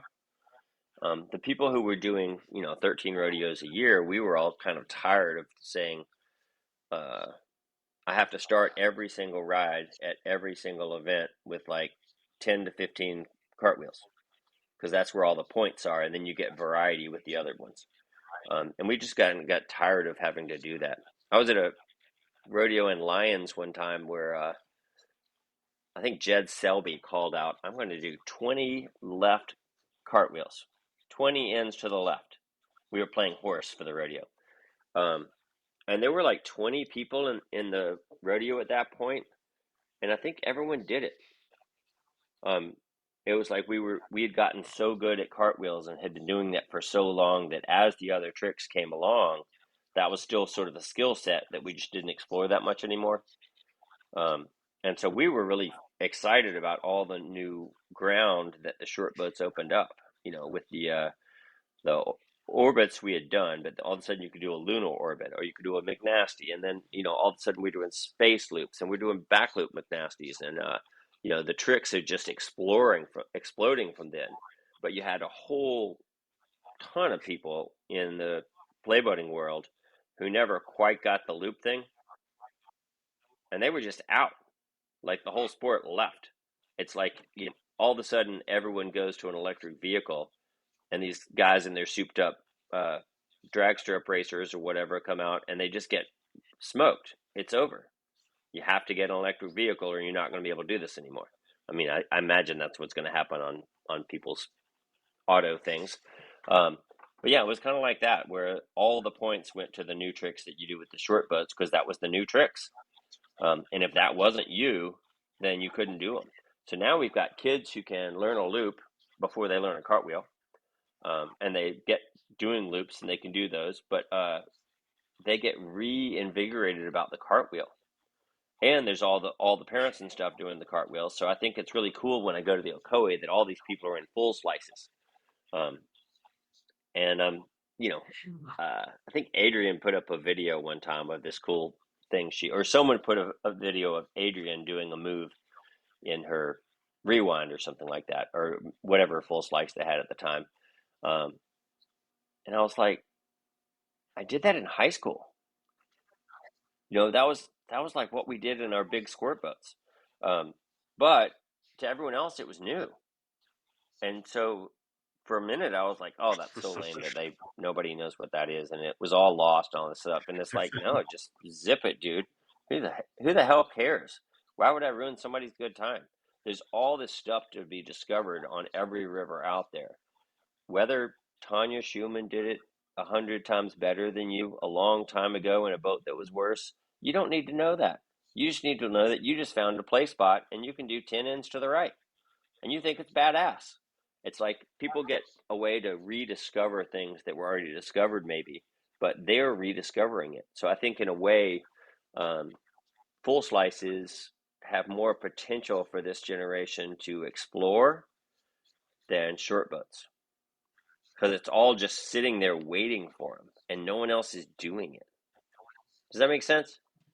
It's like finding a first descent. You might Oh find out yeah. later that someone else already did it, but it doesn't ruin your day. Certainly didn't ruin your day while you're doing it. Yeah, no, things always come full circle, right? And Yeah. it feels like it's re-energizing the sport. This, the full size, the half size. I definitely feel a lot of the energy. And to your point, like on the last of the generation, I almost feel like the last move maybe that that everybody kind of that generation got was the blunt. Yeah. Right, because it was like just such a beautiful move. You're carving this wave, you do this big blunt, and this boat gets up in the air. It was almost felt like that was like the last move that maybe what Corin was talking about. You do the move that the world champion won with 2 years ago. Like that blunt felt so good. And then, some people got the orbits and, all the other crazy stuff. But feel like a lot of people got that blunt. And then when it went to the loops, like you're saying, you had to develop a whole new skill set. Yeah, it was just as hard to learn. Nowadays, we know, the boats are designed for it, but also it's just so easy to teach a loop. I can teach, that's one of the first tricks we teach the kids to do if we've got a spot for it, because it's easier on your body. So you can do like as many loops in a row as you want. It's not like cartwheeling where you're just going to die after you're doing 20. Um, a loop is just straight abs and straight back muscles. So you can do it without your paddle. You can do it like a front flip on a trampoline. It's like doing a bunch of front flips on a trampoline. You can do it all day. So the people who have that trick do a lot of that trick because it's easier on your body and it's fun. But yeah, it was interesting to see people drop off. I thought the blunt was really hard. I had a really hard time learning the blunt. I think I was maybe not in the best boats for it, or not in the best place for it, or maybe that just wasn't my thing. But I had to work really, really hard to learn a blunt. Brian Kirk and those guys were just ripping them all over my head, and that was really hard for me. So I didn't, I wasn't thinking about quitting, but I was definitely kind of like, I had a rough couple of years in playboating when it was like, oh man, I'm starting to really fall off the map here, because I've got good cartwheels, I've got all this, boat control, but I can't seem to figure that out. So I was really stoked when all of a sudden changed boats or something, went to Skookumchuck a bunch of times in a row, and finally got to where I could do the blunts pretty good. But then it's like instantly it's the air screw, or instantly it's the helix, and I kind of got back on the front end of the wave as soon as it moved on. But yeah, the blunt, man, that was a hard one for me. I don't know why. Macy Burnham was just ripping them all over the place. Um, and yeah, I was not making finals. So there's just certain tricks that you jive with, and certain tricks you don't. But all the little squirty downriver stuff is really where my head's been out for a while now. I don't have a full slice that I love right now, because I'm really scared of getting stuck in the boat. Both my knees, I've hyperextended twice, so anything that's hard to get in and out of, I don't really want to paddle in front of rocks where I might pin, because it just really freaks me out about the trying to get out of it. Um, but the golly in a half slice is just so dreamy. We've come up with all these really silly, new-ish. I don't know if they're new, but the spin to splat, that's probably been around forever. But that's just like such a trademark of the move. You do the stern squirt on the pillow of the rock, and your momentum takes you to the rock, and then you hit. And we can't do the splat wheels down it, which is too bad. But then you try to go, as soon as it starts to come back off, try to do a roll and go back to the splat. And then like trying to figure out two different rocks that you're going to use. So you like go up and splat a rock, and then try to stay spinning all the way until you get to splat the next rock. Or the two spins on the eddy line and then back on the downstream side of the rock, or the splat rolls. We're trying to go like if the rock's here and you splat it, you can't really roll because it's in the way, right? So you try to find the past vertical rocks. and then you can go up and get a splat going, and then roll under it and just roll around, or just come around and just come up and splat it upside down, dark side. Um, Steven's grab loops are all scratched up so bad from landing on rocks upside down over and over. That stuff's been really fun. Kind of a, I don't know if it's new, but in squirt boats we didn't do it because they were glass. And then in full slices, I think we just didn't think of it. So it's kind of fun that there's some new stuff coming out there. I am sure that these KLCG kids have done all sorts of things that I don't know. Yeah, no, I feel like the whole generation has similar to what you're saying, as like the group of guys I go out see on the river, it's similar with the half slices and the full slices now, of like rediscovering that play, of like rediscovering what it felt like to surf a wave when you got that first half slice, right? Whether it's like mine was the New Wave Sleek, but there was with the Hurricane and some of those, and it was just like, oh my God, this is so dreamy. I can just surf this wave. The tail just sits under the foam pile. Yeah, and we're just playing with current, and especially if you squirt boat, you get really used to doing goofy things in current, with really subtle currents where it's safe, and then trying to put that into the half slice has been super fun. Just I can't do half as many tricks like a squirt boat at this point. Like that Mike Lockney guy is going underwater and doing full routines. He had an underwater rodeo. They pull their skirt in the squirt boats, and then they're in a swimming pool with a camera down there, and they swim underwater and do as many tricks as they can before they come back up. Anyway, it's cool to see new ground being done in that super old sport. But yeah, we're trying to do like hand paddle ourselves around into loops, and you can blast eddy lines. I don't know if you've ever done that. That's a pretty weird thing.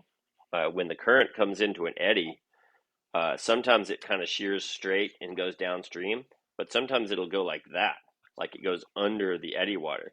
So you can come up in a squirt boat and then just drift backwards, and you go just straight up at the angle of the water, and you can like surf that with just a little bit of edge down and not go downstream. You're just surfing the current differential, like blasting, but with an eddy line instead of a hole. That's awesome. Yeah, the skirt and definitely get in touch with it. One interesting thing of that whole era of kayaking was that the squirt boat was so close to the playboat design so early, right? But it still took 2 decades for the plastic ones to come back around to not that far off. Yeah, I mean it's all just kind of having fun. The problems with plastic squirt boats is you can't size them. And so, in a way, squirt boating had so much potential, but it was a little bit lost on the mystery move. As the mystery move took the squirt boats to be smaller and smaller and smaller, um, it became more and more dangerous to paddle one, and less. You're a lot less likely to want to touch any rocks or run anything hard. So I backed off just almost 100% after, you know, I used to run them down the gully all the time, hand paddle them down the gully, and like it was nothing. But you know, at a certain point, uh, I just kept finding myself running things that you shouldn't run in a squirt boat because it's really dangerous. But you know, coming from a play boat or any plastic boat, you get so used to running these lines, and suddenly you're lining up for it in a squirt boat. And I would just have to remember, you know, my knees will never be the same already. So you can't pin. You can't pin at all in the squirt boat. Trying to get out of a squirt boat, your knees are probably going to bend backwards. It's like a really bad thing. So I think that kind of cut the squirt boats off from being freestyle boats as they got so small that, you know, those guys on the galley are absolute badasses though. I don't know if you've seen the Brian Knight and Andy Grizel taking really small squirt boats down the galley and just disappearing between every drop. They've got it really figured out. I'm just not comfortable with that level of risk right now. But super cool that they're still doing that. But yeah, I think that was a little bit unfortunate. It's like when the loop happened and suddenly the full slicey stuff kind of just disappeared. I think that's kind of what happened to squirt boats for a little while. They just kind of disappeared under the water, and nobody paddled them anymore except for the people who just wanted to do mystery moves.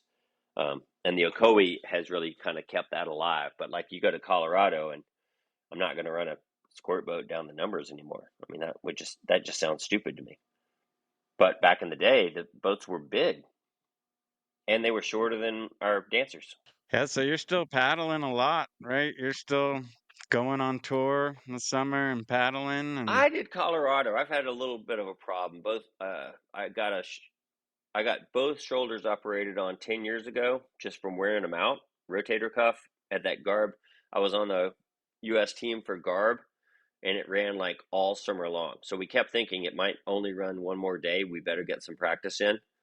And instead, it ran all summer. So I was going straight from working keeners to carburetor, and I've never had a very good air screw. But my opening trick is air screw, like everybody else's at that event. So I don't know how many air screws I did that year and didn't land very well. So it's just a lot of landing on your side with your arms out, and it kind of jerks back like that. And I think it just kind of wore through them. And doing that and doing squirt boat routines, because I was doing squirt boat too.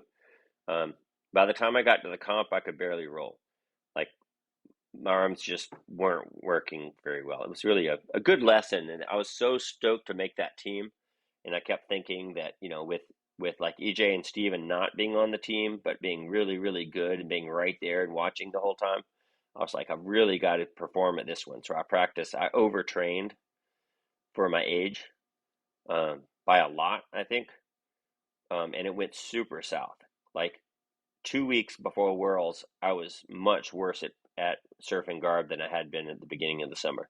I mean, I knew something was really going wrong, but I didn't really know. I kept thinking, oh, I'll take a couple days off and it'll come back, but then it really wasn't coming back. And so I didn't even make the first cut at that Worlds. And yeah, I did realize right afterwards I can barely roll a kayak right now. And got both shoulders operated on, but they came back like 100%. So I went right back to it. But this time I think it was maybe playing on the golly and doing keeners. I don't really know. Just same kind of thing. Just all of a sudden I was at the gym one time on one of these, whatever these machines are, and one of them went pop.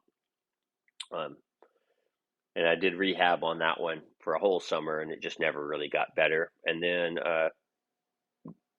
training squirt boating last year, for the Germany, I was just going to do squirt boat because this shoulder got surgery on in November and it still wasn't quite ready.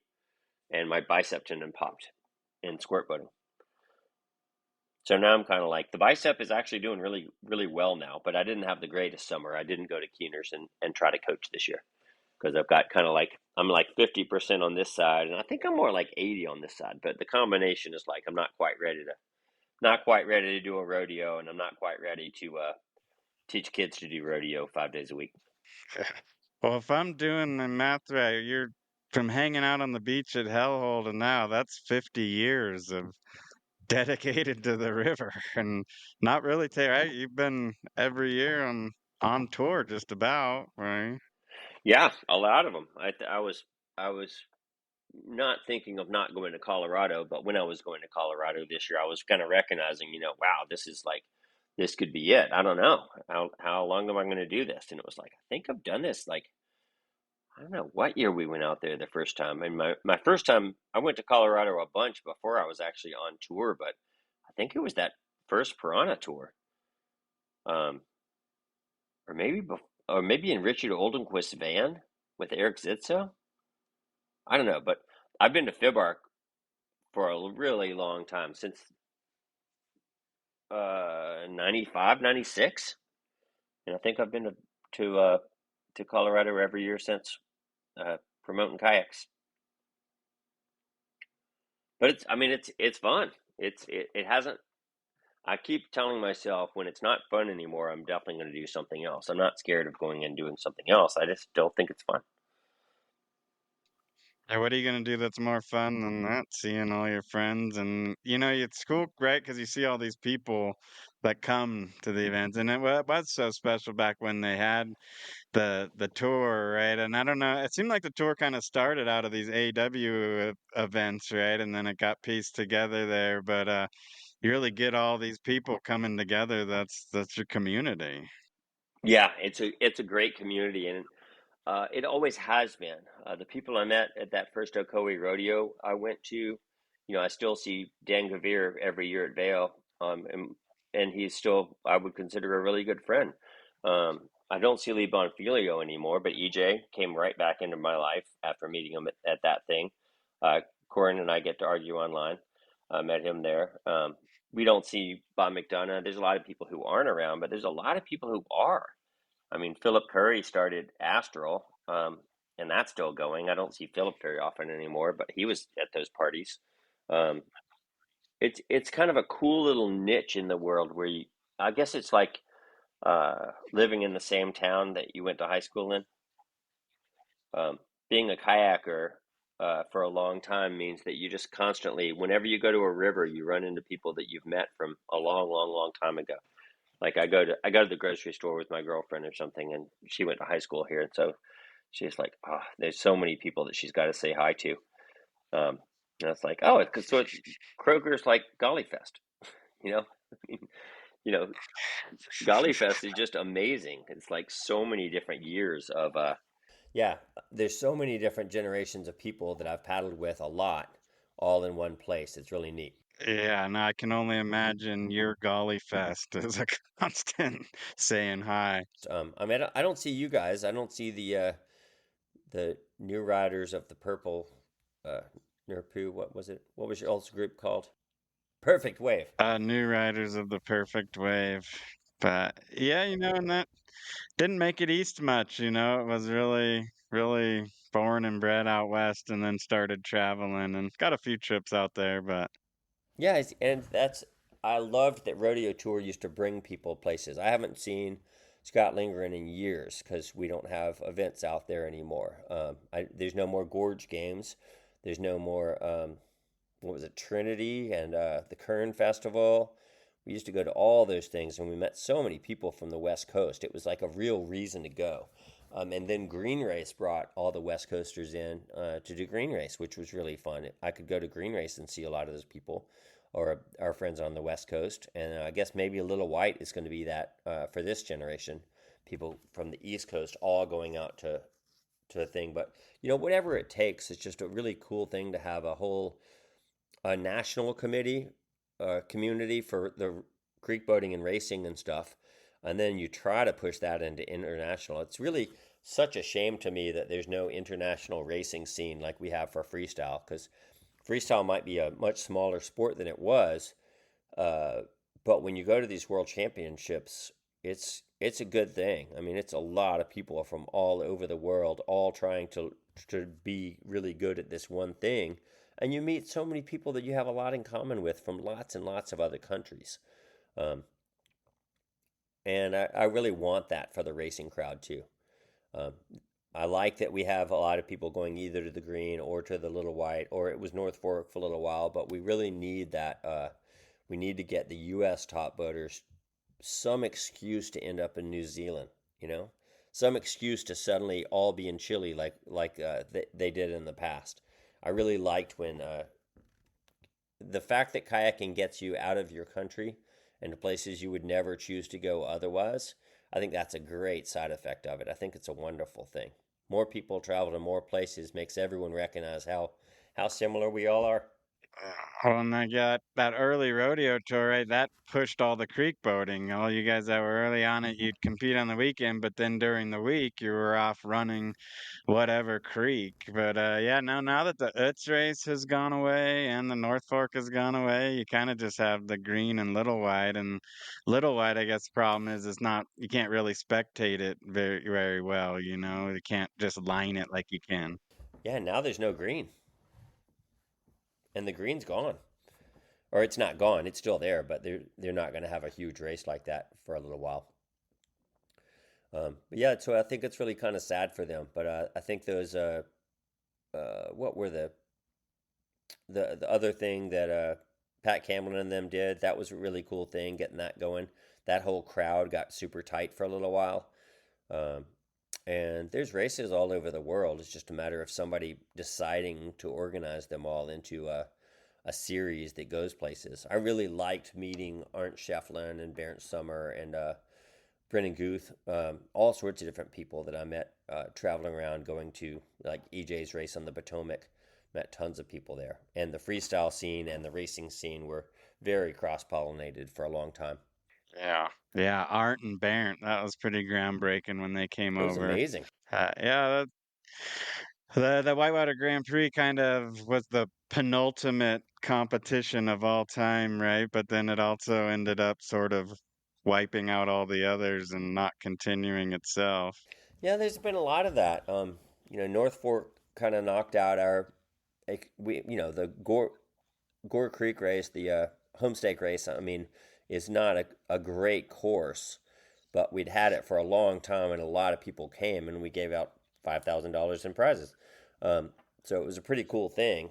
And then we got knocked out by North Fork, deciding that they were going to be the next weekend, and it was just too far to travel between the two.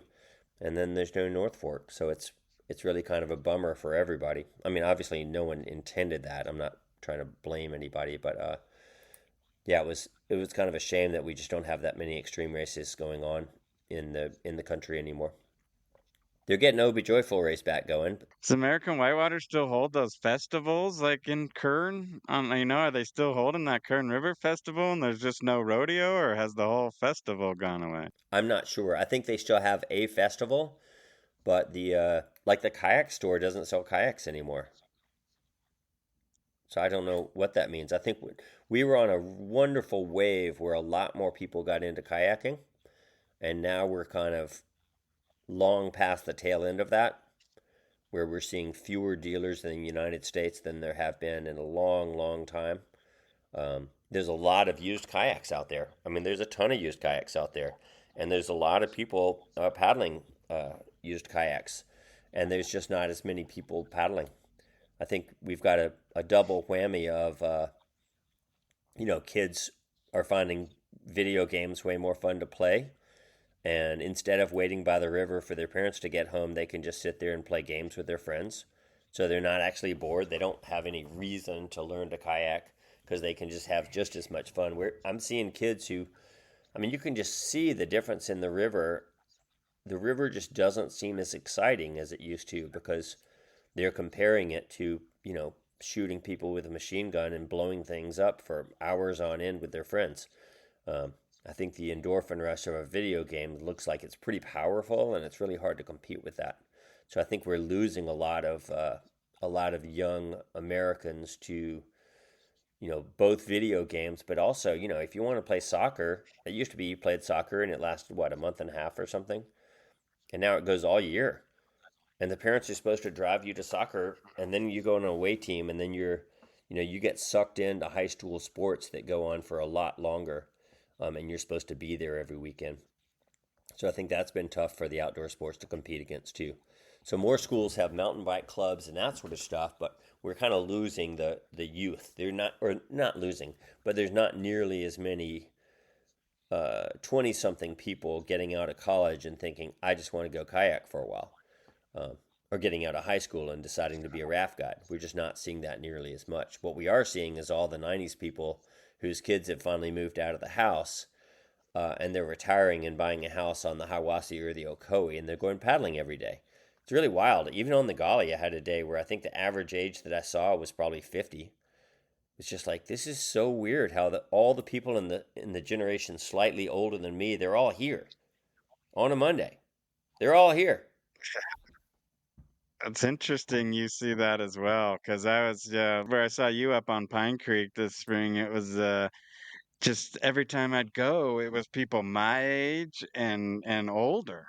You know, I was just like, is this just what I'm seeing, or is this what's happening? And coming down, and like you said, it's coming these groups that are in their 60s. Coming down the numbers, and it's like, wow, that is so cool to see you guys out here. But I think I'd rather see a bunch of teenagers out here. Yeah, it's really strange. The EJ's having all these clinics for his selling his glass boats, and it's like Yeah. 60s and 70s. it's a whole lot of old people who want to keep kayaking, and they're so psyched that they have lots of time to do it, and they're really energized by the sport and trying to keep going. But we aren't seeing nearly as many. I mean, the people that are young and in the sport are very good, and they're pushing it. They're doing all the right stuff. I'm definitely not dissing this generation at all. Just there's not as many numbers.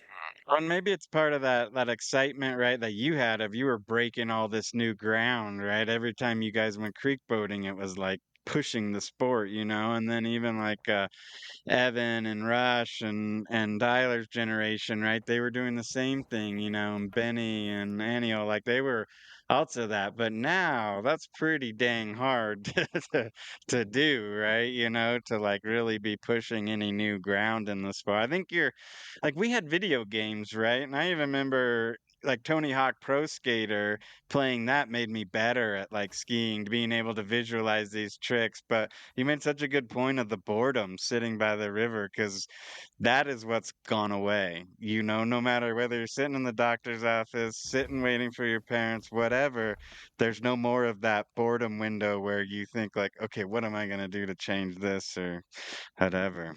Yeah, it's harder to get in the car and drive for 2.5 hours every single day. I find myself going to the Ocoee once a week, and maybe go to the Hiwassee once a week too. But it's hard to drive for 2.5 hours and come back. I think more of my time is spent doing stupid stuff, playing with my phone and whatever in between emails coming in, and you seem to have less time during the day, even though you have more time or just as much time. You're not. Oh, and like if you want to watch TV, I don't know about you, but I'll be like, oh, let's watch a show.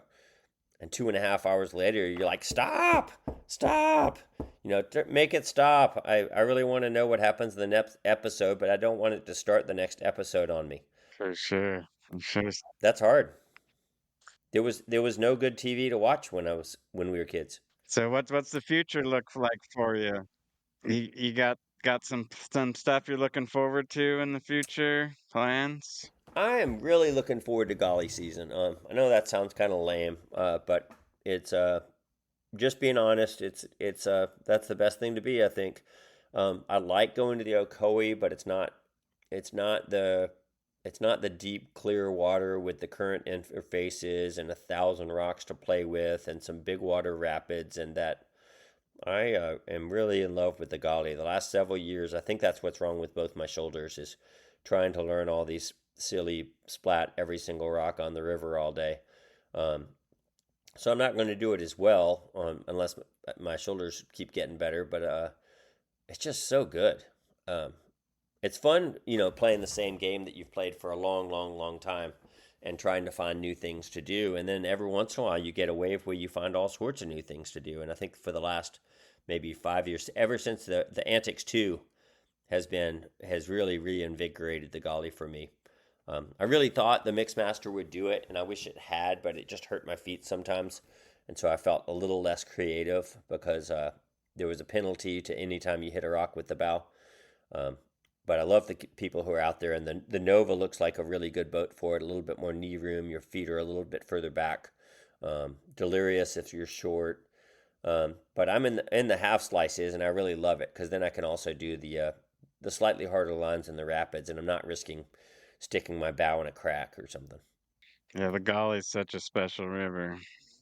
I really like it. I don't know. I mean, there's great rivers everywhere, but um, yeah, I think that's the one of the best dam releases anywhere. It's not, you can make it class 4 pretty much. We take kids there in playboats. If they do keeners, they can do the golly. But then there's also like pretty challenging things to do all over the place because there's just so many rocks in every single rapid that if you just stay safe and follow the raft lines, or you don't get creative, you have to be careful because there's some big sieves and stuff. It's a sad element of danger on that river as well, but just so many options on every rapid. Well, and even besides the river, right? Like those are basically your people, I would think. I feel Yeah, like who are Clay Wright's people go to Golly Fest. yeah, yeah. Weekday crowd. The West Virginia people are awesome, but Golly is also special because so many people make the trek to go there and camp in their car and hang out in the parking lot. I've been living at Colleen's property lately instead. Just I don't know. Eventually, the parking lot gets a little dreary there if you've done it too long, and to leave the room for the other people who don't have another place to stay. But it's that same scene and that same vibe, and you see all the people up on the rocks and all the Ocoee crowd having such a good time being able to, have rocks that they can hang out on and have a beer. You don't have to worry about it. There's no highway going along the side, and all the Western people coming in from where the water's dropped out. So it's really kind of like a high school reunion sort of thing. Definitely. You got to come out. Yeah. Yeah, I'd love to for sure. I do. Or opening weekend is kind of like the new Golly Fest in a way. Opening weekend seems like we have a lot of people who come there just to run the river and see their friends, but they don't go to Golly Fest because Golly Fest has, there's rafters and there's people yelling and throwing things off RVs and all that sort of stuff. And so we're seeing a lot of the slightly more my age crowd all come for opening weekend. Nice. Oh man, well, thank you so much for spending the time. That was great. If someone's heading to the Hiawassee, they can just put this on and they're pretty much there. Yeah, exactly. That's what I'm going to do. I'm going to listen to your podcast. I'll listen to your Shannon podcast. Um, yeah, for quite a while today. Nice. Yeah. Cool story. It was good. Yeah. These are fun. Thanks for doing Yeah, this. for sure. I like to just get the history recorded, right? And so much of it was even before the internet. So it's like get the stories out there. Sounds good. Well, I look forward to seeing who you do next and listening to the old ones. There's a lot of people there I don't know that much about, or not as much as they're probably going to talk about for 2 hours. I tried to do Woody, but he's the only one that couldn't figure it out technically. And it was a shame because it was right after the floods too. And I'll get him someday. You can try them again. It's not that hard technically. I thought yours was much easier than some of the other I've done. You basically click a button and it's on. Yeah, Woody would be really good, and Risa and I'm sure there's 1,000 boaters of the West. You did Stokesbury, I saw. I can't imagine what he has to say. Um, Yeah, he had some they're all good ones for sure. I just did it at Willie Kern, but we lost connection halfway, and I thought I had lost the whole thing, so I was like, "Oh, well, we lost it, but that was a beautiful conversation, Willie." That was still okay, but I got it back, so I just got to finish it off with him now. Willie's going to be great. He's so emotive, and he says the coolest stuff. I miss that guy. I haven't seen him in forever. Yeah, it's weird. There's like Kansas between us all. And then what's on the other side of that? Utah. If we could just edit those things out, we would all get together a lot more. Should really be a 90s boaters class reunion, right? Gavir, Lindgren, I mean, just I unlimited list. That's the high school class reunion I'd actually go to. It'd be fun. I think Dan came to Golly a couple years in a row. Tracy Clapp came to Golly so many different times over the year that he eventually moved there, which is cool. He's back from the West. That BJ sure kind of seemed like he dropped out of kayaking, at least in the movie thing, sort of suddenly and at the top. He had lots of good reasons too. I was very interested in keeping him and Katie into the sport, but once they had, two kids, and it's really hard to make enough money kayaking to pay for two kids and healthcare and all that sort of stuff, and to have enough buffer, and all the options for making that stuff happen are hard. I know. I mean, EJ and Christine traveled in an RV with two kids forever and made it work, but BJ and Katie didn't have those options really. They didn't have a big company handing them an RV that was just theirs, and they get all the pay for it. So I think they gave it a really good shot to stay in the scene through their kids, but I think it was better. I don't know. I think it worked out great for them to go be responsible parents and get. BJ does stonework now, and I don't know if you know what the Greenbrier is, but he's like he's good at everything he does. He's super good at the stonework stuff, and I imagine that people pay him obscene amounts of money because his stuff is beautiful. Um, and Katie works for the health department, I think, but they both also had some injuries. And like I said, that window when a lot of our friends didn't make it was kind of eye opening. Like, oh, like maybe this is higher risk than we thought it was. That's the most straightforward thing that I can say is it suddenly became obvious that kayaking was actually more dangerous than we had expected, and that if you wanted to keep chasing class five for 20 years straight, um, you were getting a percentage in there. Like I love that. I mean, Stokesbury's just he's blowing the curve. Absolutely love it. I think most people are going to do just fine, but we just had a brief window there where a lot of people we know didn't make it, and especially once you have kids, you kind of think, ooh, maybe maybe pushing the limits of class five is not what I want to be doing right now. So I kind of moved to freestyle, and they did other things.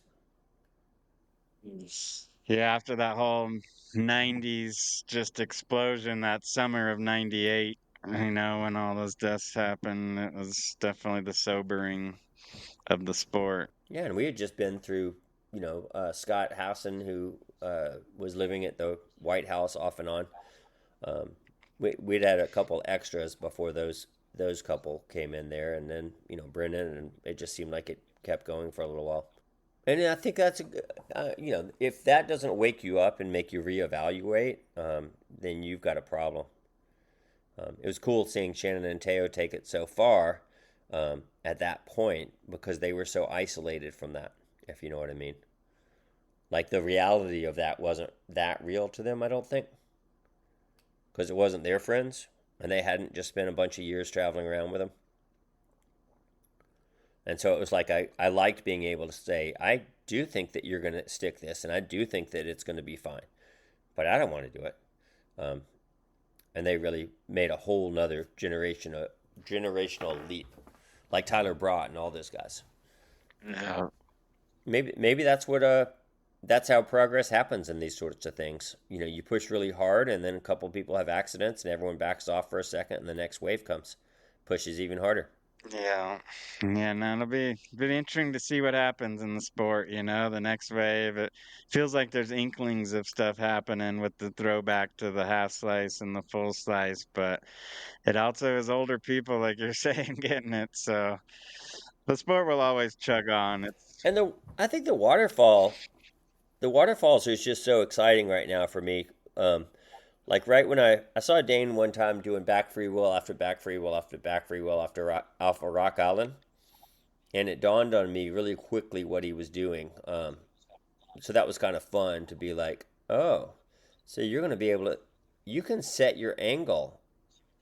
So it doesn't really matter how big the drop is. You can finish the back freewheel and the first 20 feet and then take as much or as little a forward stroke as you want.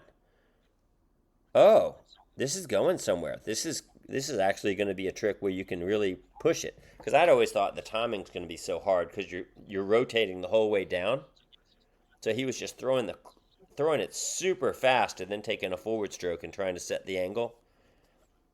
And that opened up doing, Saheli and whatever that thing is in Chile. And I imagine they're going to learn that on the Cobras pretty soon. I don't know how, but I think the tricks down waterfalls is going to continue to advance. Because once you recognize as long as you don't go fast and separate, you're landing in the donut hole. So there's a lot more that can be done, and it's just a question of whether people want to risk it on the bigger stuff or not. yeah, and keep pushing. Well, Yeah, I'm expecting more freestyle off more waterfalls. yeah, but I remember when going to competition in Oregon with you, gosh, that must have been late 90s, and it was a freestyle off a waterfall there. Remember that? And remember, Yeah, everyone stayed at that guy's house afterwards. yeah. Oli, Yeah, Oli's place on the Lewis. yeah. That was 25 years ago, waterfall off freestyle off the waterfall comp. Yeah, we had a Red Bull event here, and people did all sorts of stuff. People did hand plant rolls. Everyone tried kick flips, but no one knew what a Cobra was yet. But everyone did free wheels of all sorts. There was a women's class all doing it as well. We had freestyle on the Russell Fork. So that wave of kind of Class 5 freestyle is still waiting in the wings to get pushed again. And I think seeing the McNasties off waterfalls and the back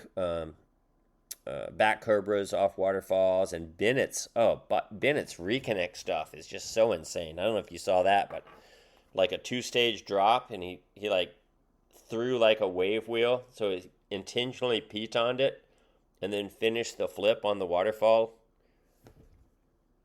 Bennett did like 3 tricks that day that I'd never imagined anyone doing. It was super cool. Intentionally using rocks on the way down to make the rotations happen. So I think there's a lot more to happen. Just a question of who wants to fall on their head from how high. Gotta fall on your head to figure it out. Everything in life. Yep. Yeah. That's what good helmets are for.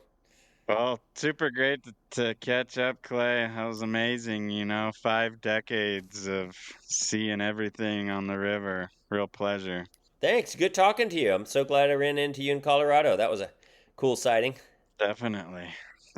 We're all going to be out there somewhere. Keep an eye out. All right. Yeah, and hopefully you keep the Colorado tour going and we see you next spring. Yeah, I hope so too. I look forward to seeing you out there. All right. Take care, Clay.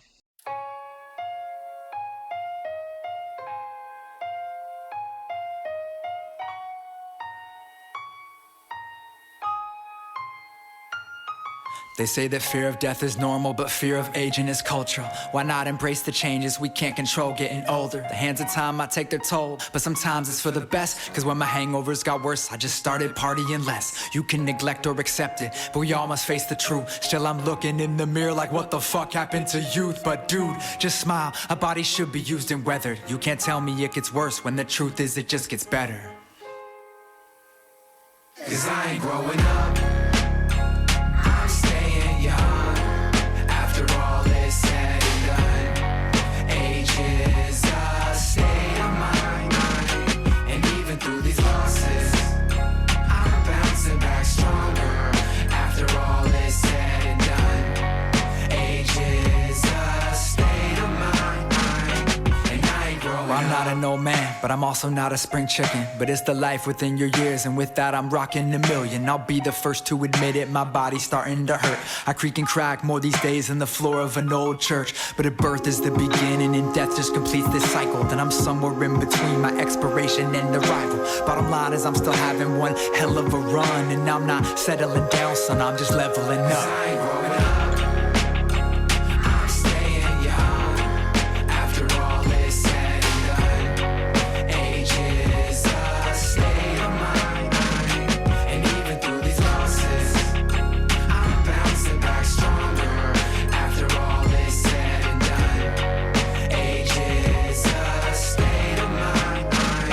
And well, I still got a hit list, but keep hitting the injured list. And I don't get up quite as quick, but I don't give up, I don't quit. I will always be a kid until these limbs burn into earth. I'm still giving it my all for what impermanence is worth. I've been hurt and beat down, earned a few extra miles, and you can see the good times by the wrinkles in his smile. But while this life could weather me, it could never take my passion. So when they're like, you're getting old, just say no, I'm straight classic.